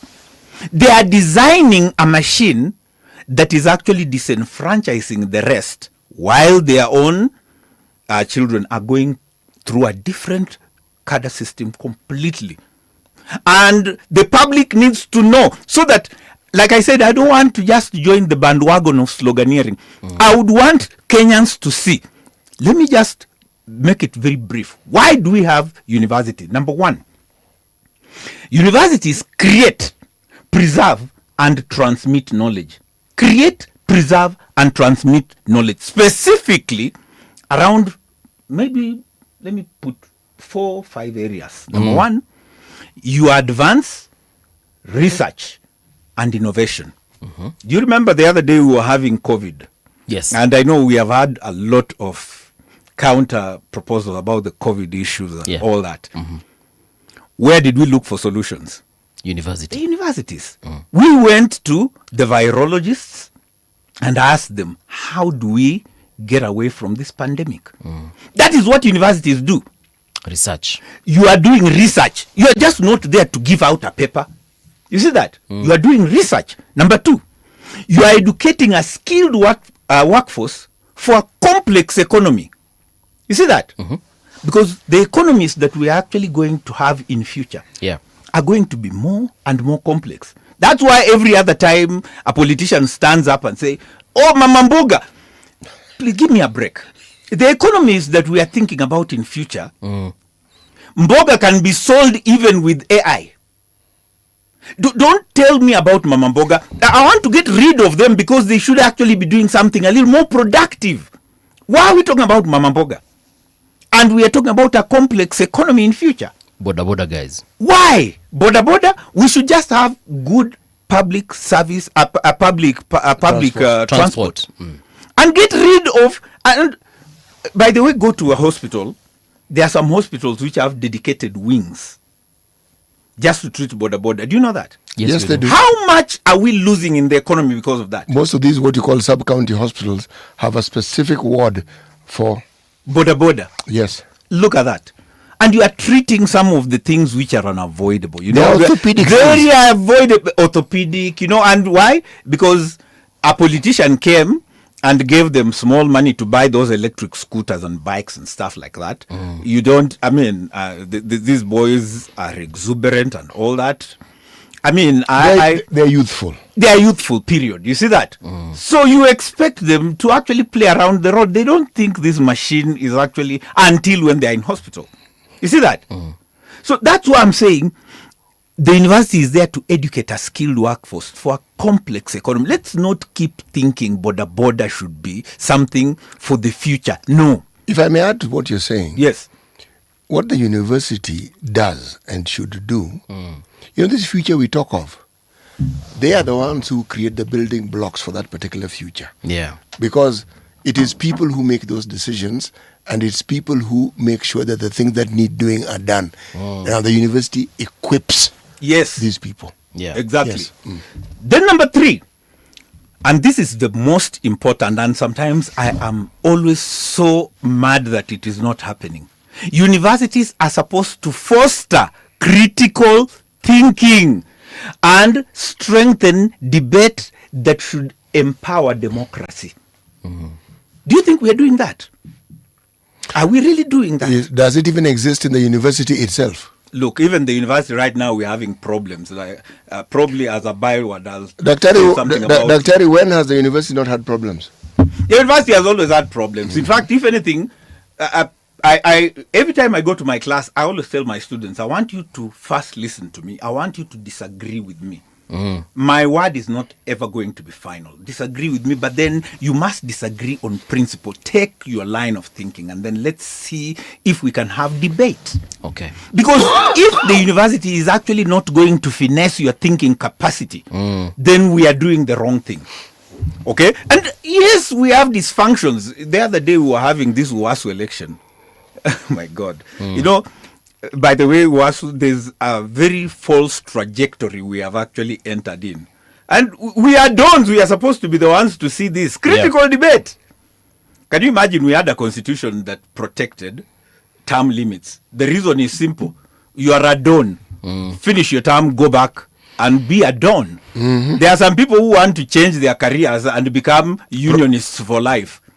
And you can imagine they did something very sinister. It's called, I personally call it SLAS, strategic lawsuit against self. You sue yourself and then you go to a judge and tell him, you see this constitution which has given me powers. Yes, this constitution, there are sections which are unconstitutional. And a judge agreed. You can imagine. You know, that is the judiciary in Kenya sometimes. And where did that? Where did that? The judge agreed. How How can you? Daktari, you know there is a protection. Daktari, where did that the articles of association that I'm supposed to self-determine? Yes. Yes. In fact, we cannot. I mean, if I decide to count marbles, as my way of electing my association, I'm protected by that article of association, freedom of association, freedom of self-determination. But Daktari, a judge came and this judge, where was he educated? Yes, that's the point. Do you think education went through these people? You know, this is the reason why we are having a problem. We are having a problem because we have also been the ones who are caught up in that scenario. Right. So even ourselves, we are not immune from that. So right now we have a national office that is now a demigod. They don't have to go for, chapter elections. They are now unionists for life, and then they claim they are representing us. And they are the poorest representation of what a don should be like. You should actually have this, altruism in you. There should be something tickles in your brain and tells you this is wrong, and you move away from it. But anyway, that's for another day. All I was saying is critical thinking. We must have it. We must have this critical thought. Okay. We must foster it. Number 4, universities are supposed to drive economic growth. We are not supposed to be dependent on that economy. Instead, we are supposed to provide for that economy. How? By creating a nurturing ability of people to be able to self-sustain using the skill sets that we are giving them. Okay, and I'm not talking about the continuous production of MBS. Okay, because if you continue producing business managers, where the businesses they manage, you need to create entrepreneurs and then have very few business managers. But you see, the rollout technique that we are having right now is to flood the market and use the lowest possible standard to establish these places where it will be a factory producing people with these papers with very little expertise. So universities are supposed to drive growth. Okay? And obviously the last one is to certify expertise. You see that? We certify expertise and say, this person is an expert in this. Is an expert in this. We can trust this person to build this to construct this building because he has that knowledge. Yes. Daktari, unfortunately, we've run out of time. Yes. No. However, we haven't run out of time. Ni wakati tu umetupatia kisogo. But there's a question here, and the reason I'll ask this question, I don't even need an answer now. Yes. But perhaps it will form the basis for the next time that you're coming, which I hope is soon. Yes. Feni Mwambo amesema, kindly ask Daktari how he feels when he lectures students knowing that they won't get a job. Do intelligent minds like you advise the government on courses and their future demand?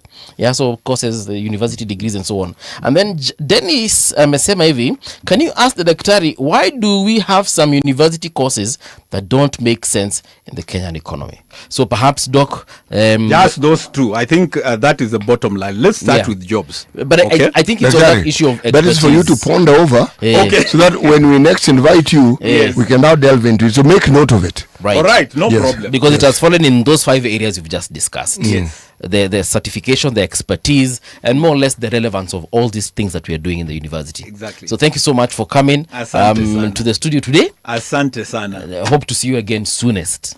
Very soon. Thank you. Thank you very much. Here's the news with Winnie Maganga.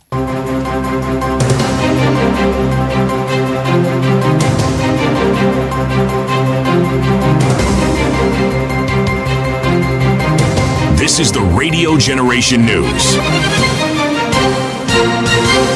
Good morning, I'm Winnie Maganga. A Kenya Wildlife Service officer has died in an alleged suicide incident at the agency's headquarters in Lang'ata, Nairobi. Police say 39-year-old Corporal Richard Ndegwa Gishia was found dead inside a washroom on Saturday afternoon with a service rifle nearby. Investigators say the officer had collected the firearm from the armory before the incident. Police have since launched investigations to establish what happened.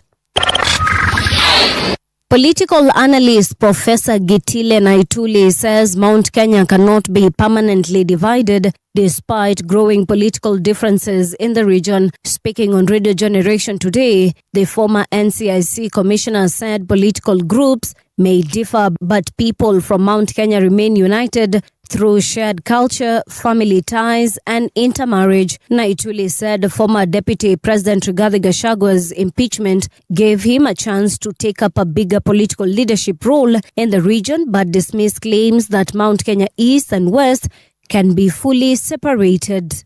You can't divide the mountain, even just Sanjoko. You see, there are things politically. Yes. You can divide the people if they are together ideologically. Okay. And therefore politically. All right. The Mount Kenya East and West is not together ideologically or politically. It's together socio-culturally. Not socio-culturally means it's one house. Yeah, we share the same cultures and we are intermarried. We live together, which is very extensive. You know, Gachagwa's mother is from Meru. Okay. So where will you put the line? Even Galonzo's father is also a Meru. So if you follow there, the integration is extremely deep. It's over 50%. You can't divide those. Those are not people you can divide. Yeah. You can wish it, but it can't happen. Public Service Cabinet Secretary Geoffrey Ruku has said former Deputy President Rigathi Gachagua and not held Cabinet Secretary Aden Duale should be the first leader summoned by the National Cohesion and Integration Commission of alleged divisive remarks. Speaking at a public meeting in Tana River County, Ruku accused Gachagua of promoting ethnic politics and making statements that threaten national unity. He said Gachagua should answer questions over his public remarks instead of calling for investigations into other leaders. Ati aitwe na NCIC. Mimi nasema namna hii, kama kuna mkabila, kama kuna mtu wako na mdomo chafu, anapaswa kuitwa kesho. Is that a new story? Aandikize ripoti, anaitwa Rigathi Gachagua. Wao ndio unaleta vitima katika taifa letu la Kenya. Uitwe pale, uulizwe maswali ngumu, alafu sisi pande yetu tuulizwe maswali. Tunataka kusema William Samoei Ruto ni two-term. Sisi hatujui historia kina Gachagua, hiyo ni hadithi. French President Emmanuel Macron will hold a crisis meeting today as wildfires threaten areas near the southwestern city of Bordeaux. A new heatwave is expected to make firefighting efforts more difficult as the blaze moves closer to the city. Officials say there are currently no plans to evacuate Bordeaux's population of about 850,000 people. Wildfires have spread across parts of Europe in recent days, especially in France and Spain, forcing more than 330 people to leave their homes. And that's the truth on Radio Generation. Good morning, I'm Winnie Maganga. Radio Generation, the sound is fine. Pump it up, turn it high, all the time. Let the music move you, let's sway. Radio G's got your jam all day. Radio Generation, the home of urban soul. The views and opinions expressed on this program are those of the guests and do not necessarily reflect the views of Radio Generation. Radio Generation assumes no responsibility or liability for the interviewee's views. This is Radio Generation. In the beginning, there was morning radio. But now there is Radio Generation's The People's Breakfast. Curious and bold, getting facts from the shadows. That's what it is. Now, as the city wakes and secrets stir, a bright new voice shines. The People's Breakfast. Your morning, your voice, your journey. Good morning. Good morning, my neighbor. Welcome to the home of hard truths and bold insights. Radio Generation. Good morning, welcome back. This is Radio Generation. The time right now is 12 minutes past 9 o'clock. Shout out to everyone who's tuning in and texting. Nitasoma messages zenu before to talk about. For now, we want to talk, tumeingia kwa mambo ya union. Na hii ni mambo ya Kenya's health impasse. To what end exactly is the question? And with us is the National Chair, Kenya Union of Clinical Officers, Peterson Wachira. Peterson, good morning and welcome back to Radio Generation. Good morning. Always happy to be here. Nilikuona juzi kwa TV. Yes. Aki hizi mashida mko nazo ni nyingi. What's not happening? Because I think it was clinical officers. What was the story? And then someone was speaking and then you guys were really agitated. What's happening with clinical officers? Shida iko wapi tena? It's not actually clinical officers. We are 6 unions. Yes. Or there's the doctors, then there's the clinical officers, there's the nurses. The doctors are not there. The nurses are just joining us. Okay. From tomorrow. Yes. The doctors threatened to join. They haven't yet given their notice. But we have. But yes, I remember they've given some notice, nationwide notice. Yes. Yeah. So you have clinic officers, we have laboratory officers, we have nutritionists and dietitians, we have public health officers, medical bioengineers, and pharmaceutical technologists. And those are 6 unions. Yes. The nurses will be joining us. And the issues in question here are, one is a long-standing issue. If you can remember well, for more than 6 months, we were on the streets. Yes. I think it's the longest demonstration we have ever had. Yes, it was. We wanted our UHC. You know, there is this team of about now 7,500 and around 35 individuals from across all the cadres within the healthcare, except doctors, who were employed in 2020. And they came in when we wanted to roll out universal health coverage. But coincidentally, the same time COVID-19 struck. And when now the people who are actually denying them their rights were hiding in their houses, buying oxygen cylinders, trying to make some HDUs in their houses, fearing COVID. These are the guys who are out there. Some of them died, actually. Some of them got infected. And some of them still suffer the consequences of the infection. You know, there is what we call long COVID. And together with another group that had been employed in 2009 to 2014, called the Global Fund TB program, about 98 individuals. Yes. And then, of course, there are the issues of the CBE and the recognition agreement. But for better understanding, and so that you understand why we are so angry, you know, the issue of Global Fund, the issue of UHC are issues the Public Service Commission, which is the mandated body, has already written that they should have been absorbed about a year ago. The ministry at the national level, both the UHC and the Global Fund staff were actually absorbed. But at the county there has been a problem. And the problem, they have been saying it's the money. But within the period they have been saying they don't have the money to absorb them. Yes. They have employed more than they would have if they just absorbed. So which means it's not an issue of money. But then we demonstrated, we got the money, 8.9 billion allocated. I remember. For the UHC. Yes. 116 million allocated for the Global Fund.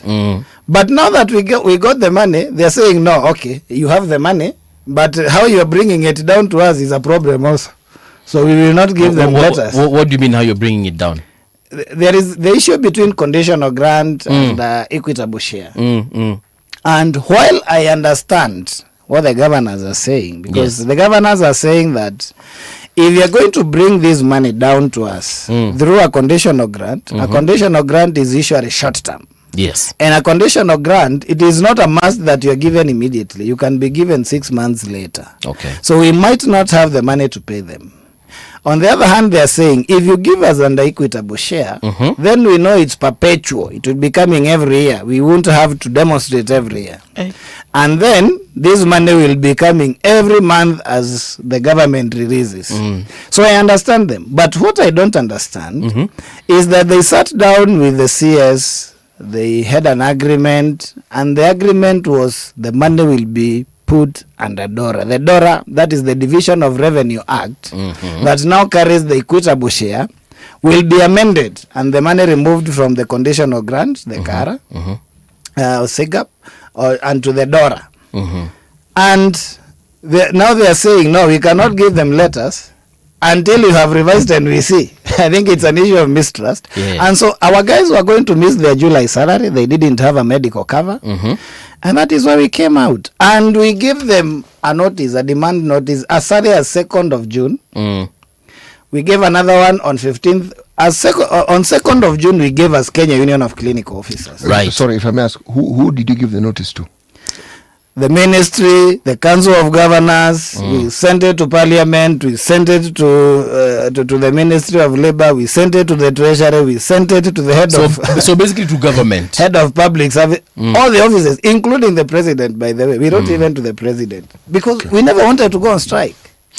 If I remember something that CS Dwali said, and this was the same time I saw the news. Yes. He said the ministry has done its part, and they left it more or less now to the Council of Governors to implement. Then the for lack of a better word, walinawa mkono na wakatoka hapo. It's very true that the President has done his work. Okay. The President, last year, September, you remember he was somewhere in Mombasa and he made a declaration. And actually it was reduced to a directive by the head of public service. So the President did his work. Now that work was given to the CS. The CS, as much as we were demonstrating, also lobbied and helped us look for money. And we got the money. And even absorbed his. Those who are at the national level, yes, where the CS now has the power, they were absorbed together with the Global Fund. Okay. And now it is those who are under the counties are the ones who are suffering. And that is why I'm saying I understand the issues on how you relay the money to the counties. But once you have an agreement, because they had an agreement on the table, why would it be difficult for them to issue the letters and accept payroll? Because payroll was sent to the counties. Yes. They are supposed to accept virtually. So they rejected. And so our guys were going to meet the salary. So you say payroll was sent to the counties. Explain, what do you mean exactly? The payroll has been at the national level. Yes, with the Ministry of Health. With the ministry. Okay. But now this is the payroll for which cadre of workers? UHC. For the UHC. Universal Health. Which has all the cadres. Okay. Yes. All right. So each county got their payroll. Their payroll. Meaning the people who work in that county who have been under the ministry, now the payroll was given to the county government. Yes. Now umetukonfirmia and pesa they iko. rejected. So if the payroll is given, is it accompanied with money? Yes. But now they said they rejected because they said we have to see this money in dollar. We don't want it in the conditional grant. This is the Council of Governors. Yes. The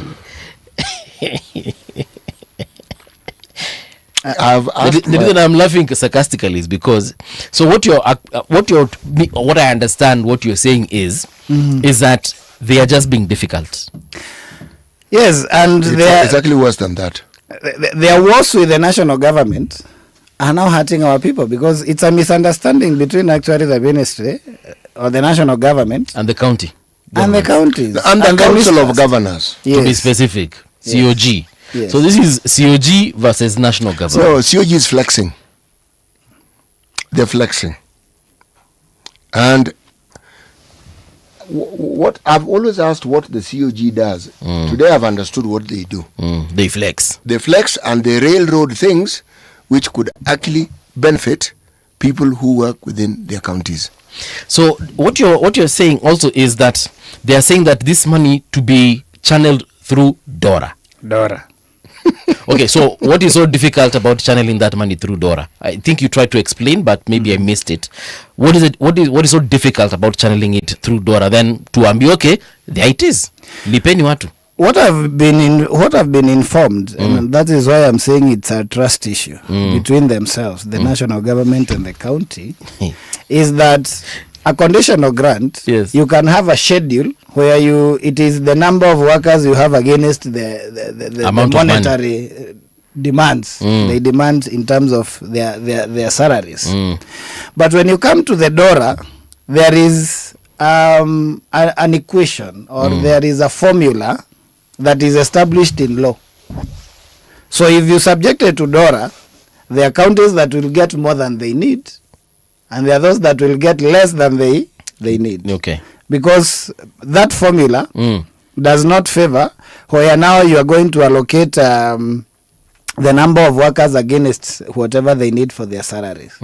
And I had the CS saying that 12 counties had already expressed their concerns that if you put it under DORA, we are going to suffer because we will not have enough, while others will have more than they need. But yes. Sorry, I'm sorry to cut you, but if we already know that that county A will get more and county B will get less, why not have a formula that works for A and B? Or is this formula like a Pythagoras theorem? No, I think it's something that has already been there, has been agreed on. You remember the whole conversation about 1 man, 1 shilling, 1 vote or something? Yes. Okay, who agreed on this formula? Which formula? This one, DORA. And then who agreed on it? It is the parliament. So they can amend if they want to. So that is the reason as to why they had said, why don't we have this money for the first year as conditional grant so that it can be shared in a very equitable way. Then going forward from the second year, we put it in dollar and emolument so that it continues and nobody is going to suffer. But now the governors have refused because they do not trust that they are going to keep their word on the other side. That is what they are saying themselves, not what I'm saying. Yes. But the bottom line is, there are 7,500 and something workers who are suffering because these people are fighting. But the money is there. Yeah, wait. So they don't trust. The people they don't trust are the same people who give them their portion of the equitable share. Yes. Okay, maybe again, let me ask like a layman. How many UHC staff do we have? Around 7,500 and something. Let's go with 7,500. Yes. What is so difficult to just pay? Let me give it a random figure. If we know each one earns 1,000. Yes. What is so difficult to just have a payroll of UHC workers and we just pay them their 1,000 shillings there without all this mambo ya county B that has got 2,000 and county C has got 100? It will disadvantage. You just have all of them in one list and we pay them.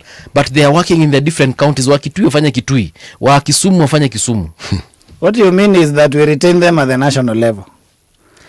But now you saw the governors come out last week and say no, because what happened at the national level when they realized that they were not going to be paid and we went out demonstrating and went on strike. The CS and the ministry recalled the payroll that had gone to the county and was rejected to the ministry, and they paid from the ministry, but also at the Ministry of Public Service. Yes, they now converted their pay slips to permanent and pensionable. Okay. Wait. Permanent and pensionable. Yes. We have that card of employee within our system. Yes. At the national level or at the county level? At both levels, but now for the UHC, that happened at the national level. Though they are employees of the county government. Okay. Yes. Mimi nataka kuelewa tena. Again, and forgive me for asking this maybe 10 times. Yes. So again, these 7,500, they are distributed across all the counties. Yes. So let's say the county I come from, Kitui, has got 200 of these folks. See, they just be in the payroll then of Kitui, then tujuange tu tukituma pesa ya UHC in Kitui County, we are sending for 200 workers. What is so difficult about that? Well, I wish you would call the Council of Governors and ask that question, because it is I don't think I can speak for them. Yes. But they are saying, no, we have no problem with paying them. We have a problem on how you relay the money to us.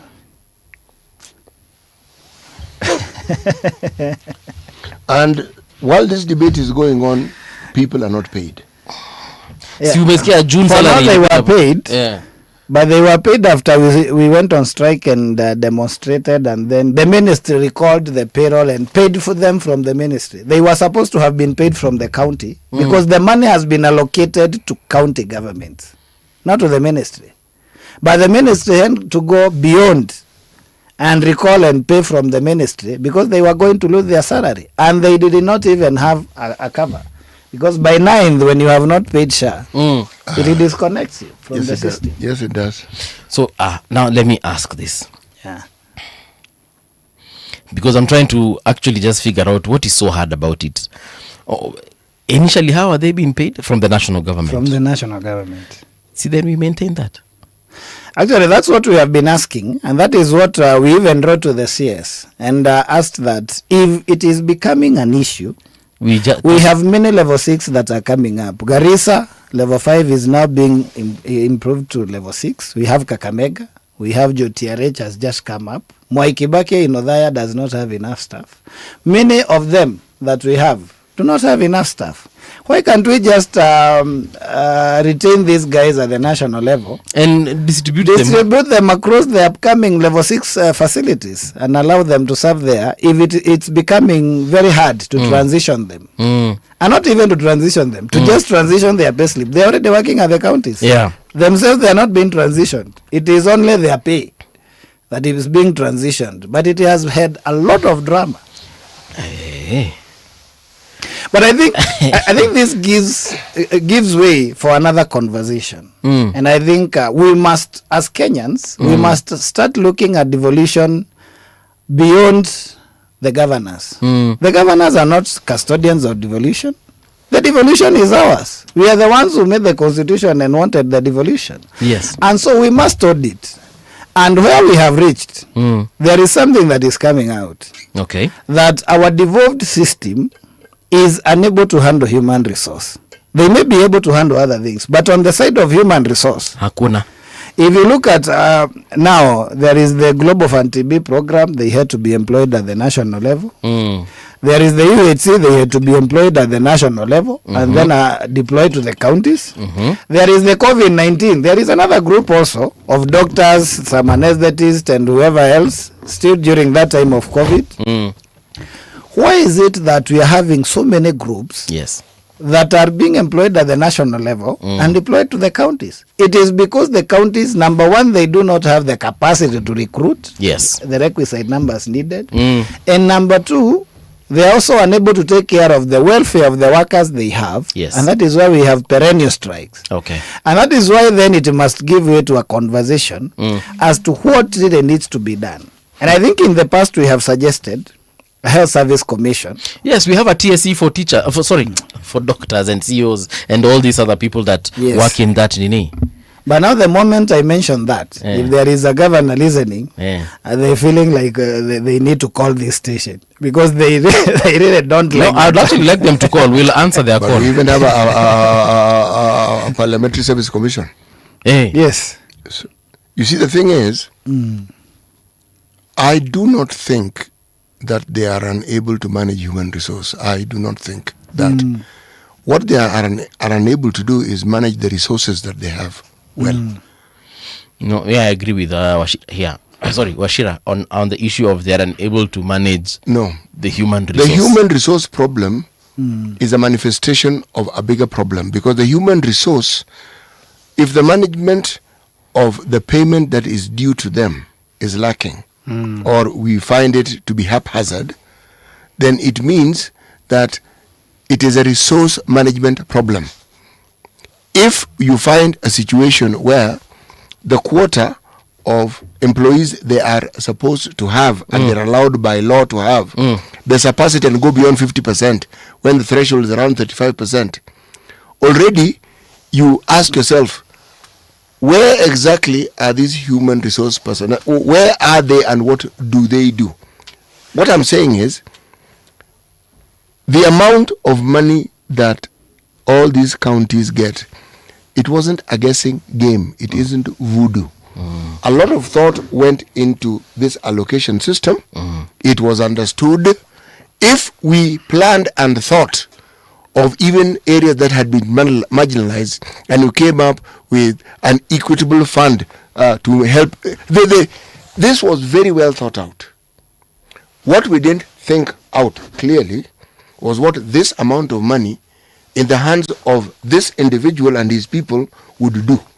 Because it looks like they get the money and they all go mad. Okay? the very things, the amounts are colossal. And we constantly have a problem with people being paid their salaries. Why? What is so difficult? Because the movement of things in any county has to do with the human resource. So why is it? And then why do we have pending bills? Because you can't have a pending bill if you don't have an activity that was budgeted for and money put aside. Because that's how it works. The work gets done, there's a partial payment, and then the rest isn't paid. There's a pending bill. So the money which is located for that particular activity, where did it go to? No, it's a resource management problem, and it's an incapacity. The bulk of the people who are elected as governors do not have the capacity. Na ndio maana City, and I agree with you, ndio maana basi, if we were to have a health service commission, you see, a health service commission will get experts who understand that this is how we'll recruit, these are the deficits we have in terms of the personnel and so on and so forth, as opposed to governors who are elected by us.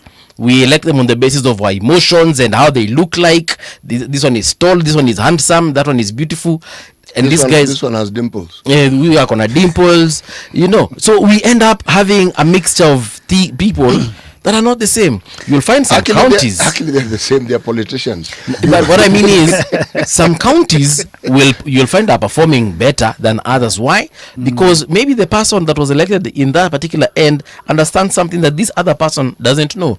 But when we have a health service commission, kutakuwa na standard fulani across all the counties, regardless of which county it is. Oh, by the way, on the issue of the commission, I'm not in disagreement. Yes, I have said that should have happened a very long time ago. I was simply talking about these individuals who are called governors, who have a lot of power and a lot of resources, and how the explanation as to why those resources can't meet their needs is never given fully. Yes. And while I agree with you that there may be problem with the personalities and the individuals that are the governors, there is a bigger problem even beyond the governors. Look at our PFM Act. Our PFM Act says at least 30% to go to development, 70% to recurrent. But then from SRC and the wage bill manenos, then they brought another one that out of the 70%, only 35% of that should go to wages. Yes. And the others to whatever else. Yes. Out of to the other recurrence, because it's for the recurrence. But then look at it, for example, now from the health sector. If you look at our staffing norms and standards, we are not even doing, we are doing around 38% of the workers we should be having in our facilities. That is from the ministry's audit, not myself. 38%. But when you go to each and every county, almost all of them, we have surpassed the 35% in terms of wages, which means they cannot be able to employ without breaking the law. But yet, on the other hand, we are saying we cannot give quality health care because we have not employed enough workers to be able to do that. And that is why I'm saying there is the side of the governors, but there is also something that is beyond them, because we don't have enough money being taken down there to ensure that this 35% is enough to cater for the ones inside and even the ones that needs to come in terms of recruitment. And that is why we are saying now we need a separate entity that is not bound by this 35-65%. Yes. Where all the money going there can be for workers, and so that then it can open that ceiling, that glass ceiling that we have put there. And we have given two options. If the Health Service Commission is something they really don't want to hear about, but I keep saying devolution is not for governors. County governments are not for governors. They are ours, and we as the people, for the people, should be the ones to decide what we want to do with them. If they don't want a Health Service Commission, there is a very good article 189 of the Constitution. It provides for cooperation between county governments and national government, and either at regional level, even two counties can decide to cooperate, and they can do so within that article and be constitutional. And so we are saying, if the county governments really feel that they don't want national government meddling in their issues, which I think should not be the case because it's one nation. Yeah. Then through the cooperation agreement, and of which the act provides that in that cooperation, the county governments and the national government that are cooperating can actually establish committees or authorities to run some of their functions on their behalf. And so we are saying, if you don't want a health service commission, and which will require a referendum, we still have another leeway where counties can come together, the same way they formed COG. They can form a different authority to manage human resource across all the 47 counties. Yes. It just requires the agreement. They come up with an authority, and that will be constitutional. The money will be allocated directly from the treasury to that. They will have the capacity to control it, if control is the issue.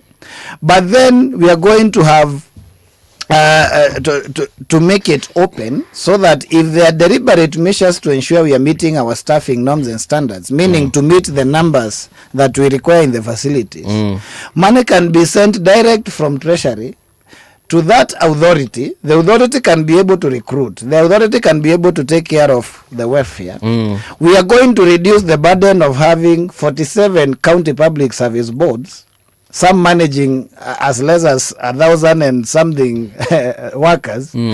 And that cost that we are saving from the so many county public service boards will also be used to manage workers up here. Peter, so let me ask you a question. Are there counties who are able to pay their health workers? Counties, a majority of them are not able to pay on time. Are there counties that are able to pay their health workers? Yes. How do they do it? There is a part that they usually receive money from the treasury. Yes. Yes. The reason why I'm asking the question, I do not need 10 counties as an example. I need one. Yes. Because that, my friend, is the proof I need. The proof of this concept that it can be done. Yes. Okay? Meaning, and those people provide services. And that's why you find there are counties where, counties that are surrounding them, yes, people send their sick to that particular county because things actually work in that county. Now, there is another, should we say, perspective that I don't fully understand. Everything about health doesn't point to it being devolved. It points to it being a shared responsibility.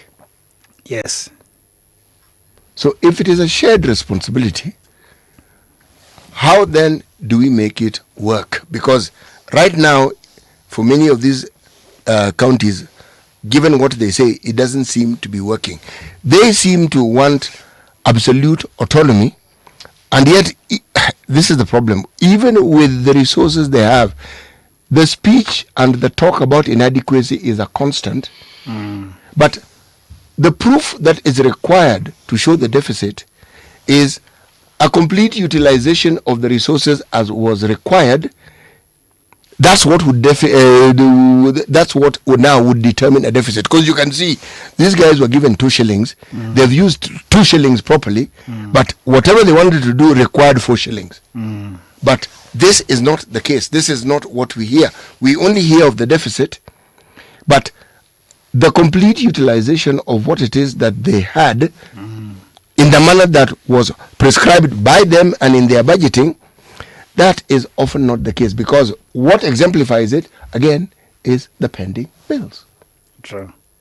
So, when we talk about a system that ought to work, and there are people who constantly have an idea that is contrary to what is being suggested, it isn't that they don't understand it. I believe they do understand it. So the question is, why do they railroad it?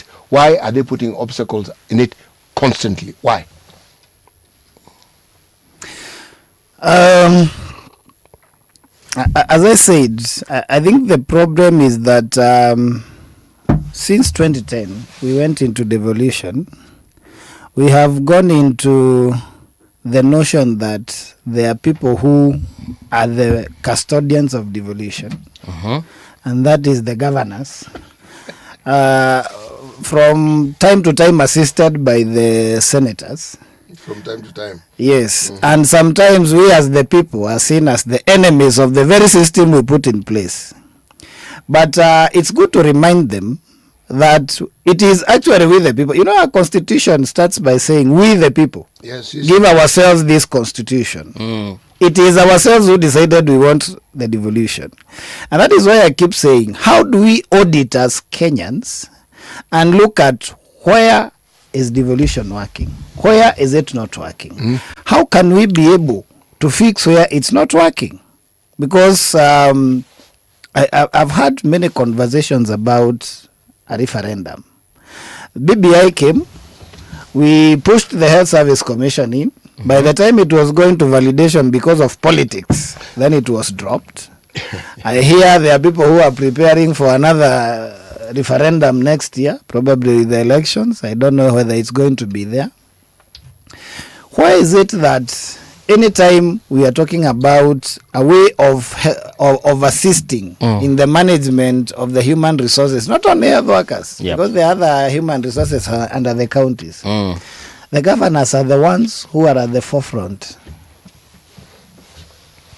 Why is it that it's always the governors who are against it? What is it that is being protected? Because we are not saying reverse devolution and have only one nation. No. We are saying just find a way within devolution that we have a body that takes care of the human resources. You too. Yes, but why is it that it is very difficult for the governors to let go? What interest is there with the human resources? Your pesa. Pesa ni mzuri. Na ni mingi. Yes. Mabilioni. And the moment we answer that question, then we can be able to move ahead. You see, if you look at the behavior of very many governors, I don't think they actually believe that money is meant for the county. They actually believe it is their money. Personal wallet. Yes, and if you look at the manner in which the money is dispensed, it further augments what I'm saying. Because with every electoral cycle, the things we marvel at is how wealthy individuals who had been governors have become. The ones who are given to being showy and who love opulence tell us with great clarity, they give us an indication of where some of the money that was supposed to belong to the county has gone. Because we know what they were before they became the governors. And yet, the system that we have ignores the very people for whom this constitution was actually put in place. And the biggest law that is then abrogated by the governors is, one, the fundamentals of the constitution, where leadership actually requires you to protect the citizenry. They require you to be able to provide an ambience or an atmosphere or a system that ensures that certain fundamental rights of the citizenry are met, whether it is health, whether it is education.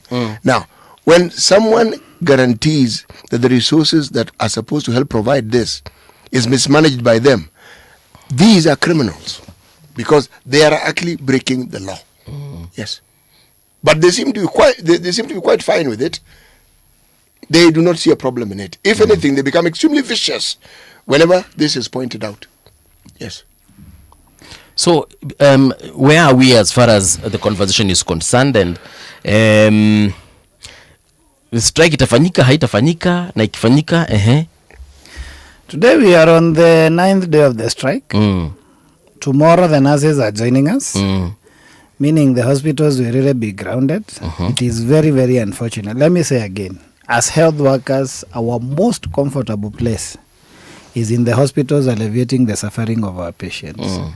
But we are driven to the corner. You know, it has become a norm that they will never respond to you unless you strike. We have written 2 demand letters giving 21 days. We even gave them 14 days strike notice just to give them time. And not only that, we have been out doing press conferences a record 4 times within the 5 weeks, reminding them that, hey, we told you there is something that needs to be done. They never responded. They're only responding now that they didn't say anything. They never responded to any of our letters.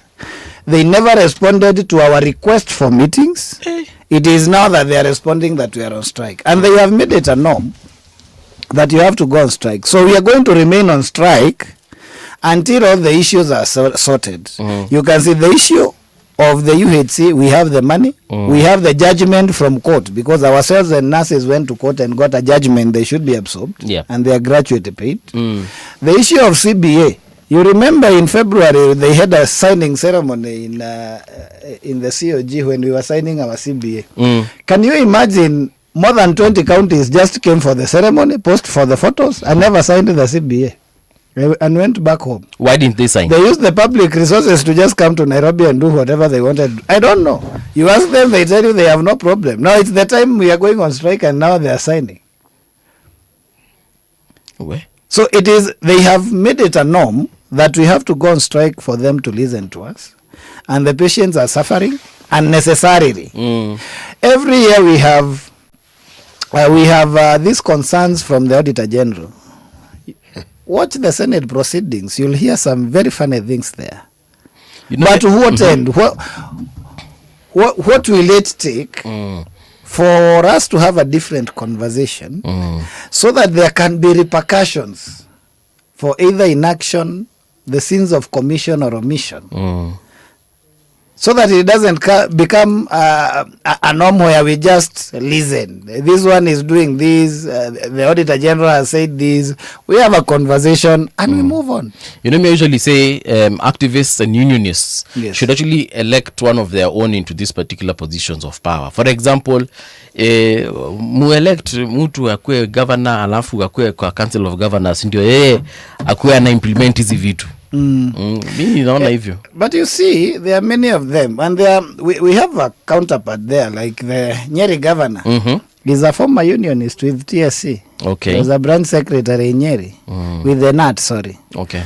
And I can tell you he has done exemplary well. Most of the time you don't hear strikes in Nyeri. You also don't hear him talking a great deal. Yes. And most of the previous strikes that we have had, he has played a very central role in ensuring that we resolve them. So, but then there are 47 of them, and when they sit at the Council of Governors, it's one man, one vote. So there is not much that you can be able to do other than to advise. So what we need, I think we need a reboot. We need a reboot of many things. First, we need to start by auditing. We gave ourselves a constitution. It has been 16 years. Yes, it has.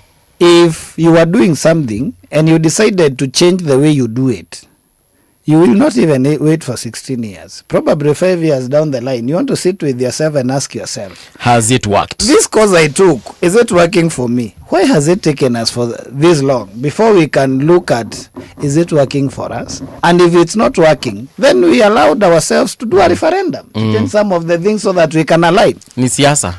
Hatuwezi fanya hizo vitu. Because when will we ever sit all 47 counties plus the presidency and everyone else who surrounds that power, and they decide and they say that, okay guys, let's audit this constitution versus what we have actually done. Bro, we had a commission whose work was to do that. Yeah, we made sure it didn't go beyond 5 years. We here meaning the people who set that thing up. That commission should have been given a minimum of 15 years. Because in the first cycle of it, what on earth do you know? I mean, the first 5 years gives you data that you can look at and then decide, actually, kusema kweli, this one we need to do this one we need to change this one we need to do this, because it was new for everybody. Okay? Most people were doing a guessing job. But I think the thing that hit them like a thunderbolt, one, the amount of money they had at their disposal, that's number one, and the powers that they have, because governors are really powerful, by the way. The power the Constitution gives them is I argue that they actually have more power than the president. Someone called them small gods. And they behave as such, actually. Yes. These are the people say they behave as demigods. Some behave as semi-gods. And it is the promulgation of the politics that we have allowed to rule our lives in this country. Where the very subject of accountability is something people shy away from.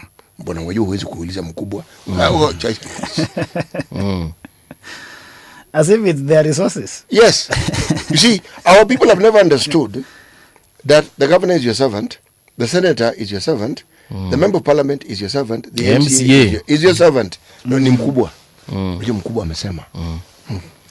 Mkubwa. Yes. Now you see, so long as that pertains, my friend, it is entrenched, and it is even worse than the impunity that we see being manifested through the way the people in authority behave. If they knew they could not get away with it, they would behave differently. Yes. So now, what should we expect? Because now you said this is day 9. You know, we are not the ones on strike. Yeah. It is the Council of Governors. They're the ones who are not done what they're supposed to do. Yeah. So they're the only ones who can tell us when the strike ends, because what we expect is for them to give these colleagues, our colleagues, their permanent and pensionable letters. We also expect that all the CBAs are signed and implemented. They signed recognition with the unions that are not yet recognized. Once they do that, even if they do that today, tomorrow we are back to work. So it's not upon us. It's upon the governors. But I really think we really need to further the conversation on the management of human resources. For me, I believe the return on investment of having a county public service board by each and every county is really, we are not doing well. Some counties have 2,800 workers, some even 1,000 and something, especially the smaller counties. Why would we have a full-time county public service board with a board and some workers there, just managing so few workers? Why not have one for all the counties? We have public service commission for all the ministries. Yeah. Why not have just one board or one authority that manages all the workers across the counties? Because again, that means that the resources that will be managed by that particular body, the governors will have very little say over. Actually, let me ask the question. The boards that we have, what are the limits of their power? They say they are autonomous, but but practically they are not. Autonomy in this country. They are still appointed by the governor. Yes, they are appointed by the governor. Yes. So they are not autonomous. They are not. You see, this democratic process is something that has to be learned. And often it is with reluctance. Because people who are elected by the citizenry assume a godlike persona for themselves and seek to be treated as such. Not questioned, obeyed without question. And in the same way believe that the decisions they make are useful. Now, they're politicians. So, as a politician who puts his politics ahead of everything else, the decisions they make will be political. Why do you think we have this huge bulge of employees? It's because that is where you return favors. Give people jobs. Yes. And that's why the so-called environmental department in most countries is huge. Because in that department, you just need to be alive to be employed. And I'm being facetious. But the point I'm making is the politicians play politics with their position. Okay. And you know, it's a valid point, because if you go to many of the counties and you look at our facilities, the support staff are 3 times the number of the technical workers there. And you know, normally it should be actually the other way around. They should be a third. Like, for every 3 nurses, you should have 1 sweeper. Yes. But now you have the other way around. You have support staff being more than the workers. You have 3 sweepers for every 1 nurse. Because the governor has to employ people from their villages sometimes. Yes. Na hapo ndipo tunaumia na tunaumizwa. Na hapo ndipo tunaumia. And then also this propensity we have for electing people. Yeah.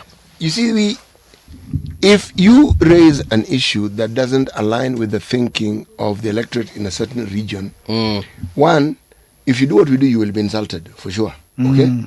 But I like the insults because of one thing. It means I've touched a nerve. Yes. Okay? There is a process of thought that person favors, and that has been challenged. And they also tell you they are not accustomed to being challenged. Yes. Our leaders behave the way they do because the electorate also behave exactly the same way. Yeah. And that is why, if I may just digress, at the national level, when we talk of politics and change, and I look at those who purport to be in the opposition. I don't see change coming. The fact that one person is moved, and another one comes in.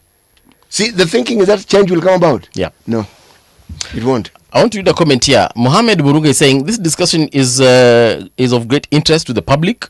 Please invite the COG to come and shed light on this long-running health issue. Sasa COG kitu inatangwa ni chama na inatangwa COG ama kuna watu uko ndani ka secretariat kana kujanga kuongea. The secretariat, the chairman. There is a chair. He's the county governor for Wajir. Yes. There is a chairman health. He's the county governor for Mombasa, Abdusamad Sharif. We have the deputy chair, Governor Mudhomi Njoki. Previously was the chair health from Tharaka Nithi. Yeah. So you can call them. And Gladys Wanga is the chair of the Labor and Human Resource Committee. Yes. Though in all our engagements, and I must say this, in all our engagements, even when we were discussing and negotiating the CBA, she never appeared in there. And anytime we have had a crisis, she has never appeared. Hasa kama hakuapia na nyinyi ndio mna discuss the core issue. Sembuse hapa. Abdul Somad actually was here a couple of weeks ago. His Excellency, he is not difficult to get. Yeah.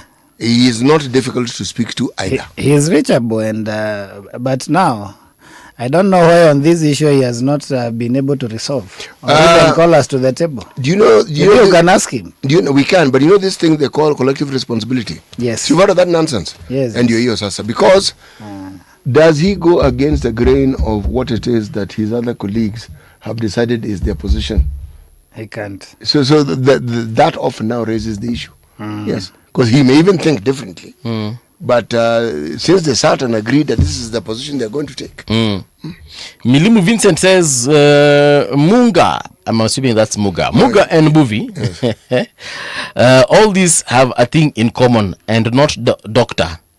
Dr. George Ochilo Ayako, Dr. Paul Nyongesa Otuoma, there is Dr. Julius Makau Malombe, Honorable Dr. Wilbur Hasilwa Otichilo, and Dr. Eric Kipkoech Mutai. So is he saying that these are the good ones, or is he saying that these are the problem? My friend, ile shida ambayo some of them have. Sinilidhani kwanza Dr. Wilbur Otichilo huyu ananga hata shida na simsikiangi ikitajwa mahali. You see, positions of that nature will have people who also want it. And with our politics, if you want to take over someone's position, you delegitimize that person who's in power. Yes. Yes. So they will not lack problems. All right. So, Washida, tupatie way forward. Now tuambie perhaps what we need to expect in the next couple of days as we come to the end of the show. Short term, we need to have a sitting between ourselves, the Council of Governors, the Ministry, the parliamentarians. We look at how that money can go into DORA, if that is what is required, and how we can stabilize the UHC at the counties and allow them to work, because we have really disturbed them with these political issues. The Council of Governors needs to be responsive. If they were responsive, probably we wouldn't be here. Because they only respond to strikes. Long term. Speaking long term, we have evaluated the PFM Act, we have evaluated the budgets, we have evaluated the governance and leadership under the counties. We must get an alternate way of managing health workforce centrally. Either centrally for the 48 governments, including the national government, or centrally for the 47 county governments in terms of an authority that is established under Article 189 of the Constitution.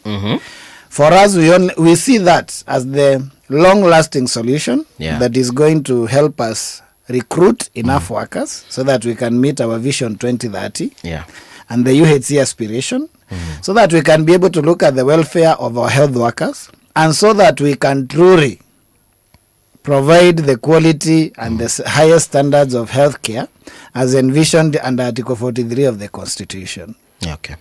If we continue with this politicking and we do not get long-lasting solution, the public health sector is going to collapse, and it's going to give way for the private sector. It has already done that. a very big percentage of Kenyans are being treated at the private sector because the public sector is failing. It is not failing at any other point. It is on the side of the human resources that we are having there because they are not capacitated. All right. Yes. We wish you all the best as far as this is concerned, because some of these issues we're discussing and I'm like, what is so difficult about just moving this to there and we are done, we move forward. Bro. Munangoja strike siku ya 9. Bro. Tuko day 9. Don't ever underestimate the corrosive influence of power. Don't. When you accompany it with money, my friend, you have no idea how slanted some thinking can become. You have no idea. All right. Thank you so much, Peterson Wachira. Asante sana. And perhaps the next time you come, utatuambia venye sasa we have a success in all these stories and much, much more. We shall pray and thanks a lot for hosting me. Karibu Always sana. a pleasure being here. Karibu sana. As they say, we shall overcome. Solidarity forever. Yes. Sawa sawa. Na utuletea watu wengine wa union, akina biomedical, umesema watu wengine wote. Tutaka kusikia pia hizo industries zao ni nini wanafanya. I chair the caucus, so any one of them that you need, just tell me. They'll come. So we shall definitely call on you. Yes.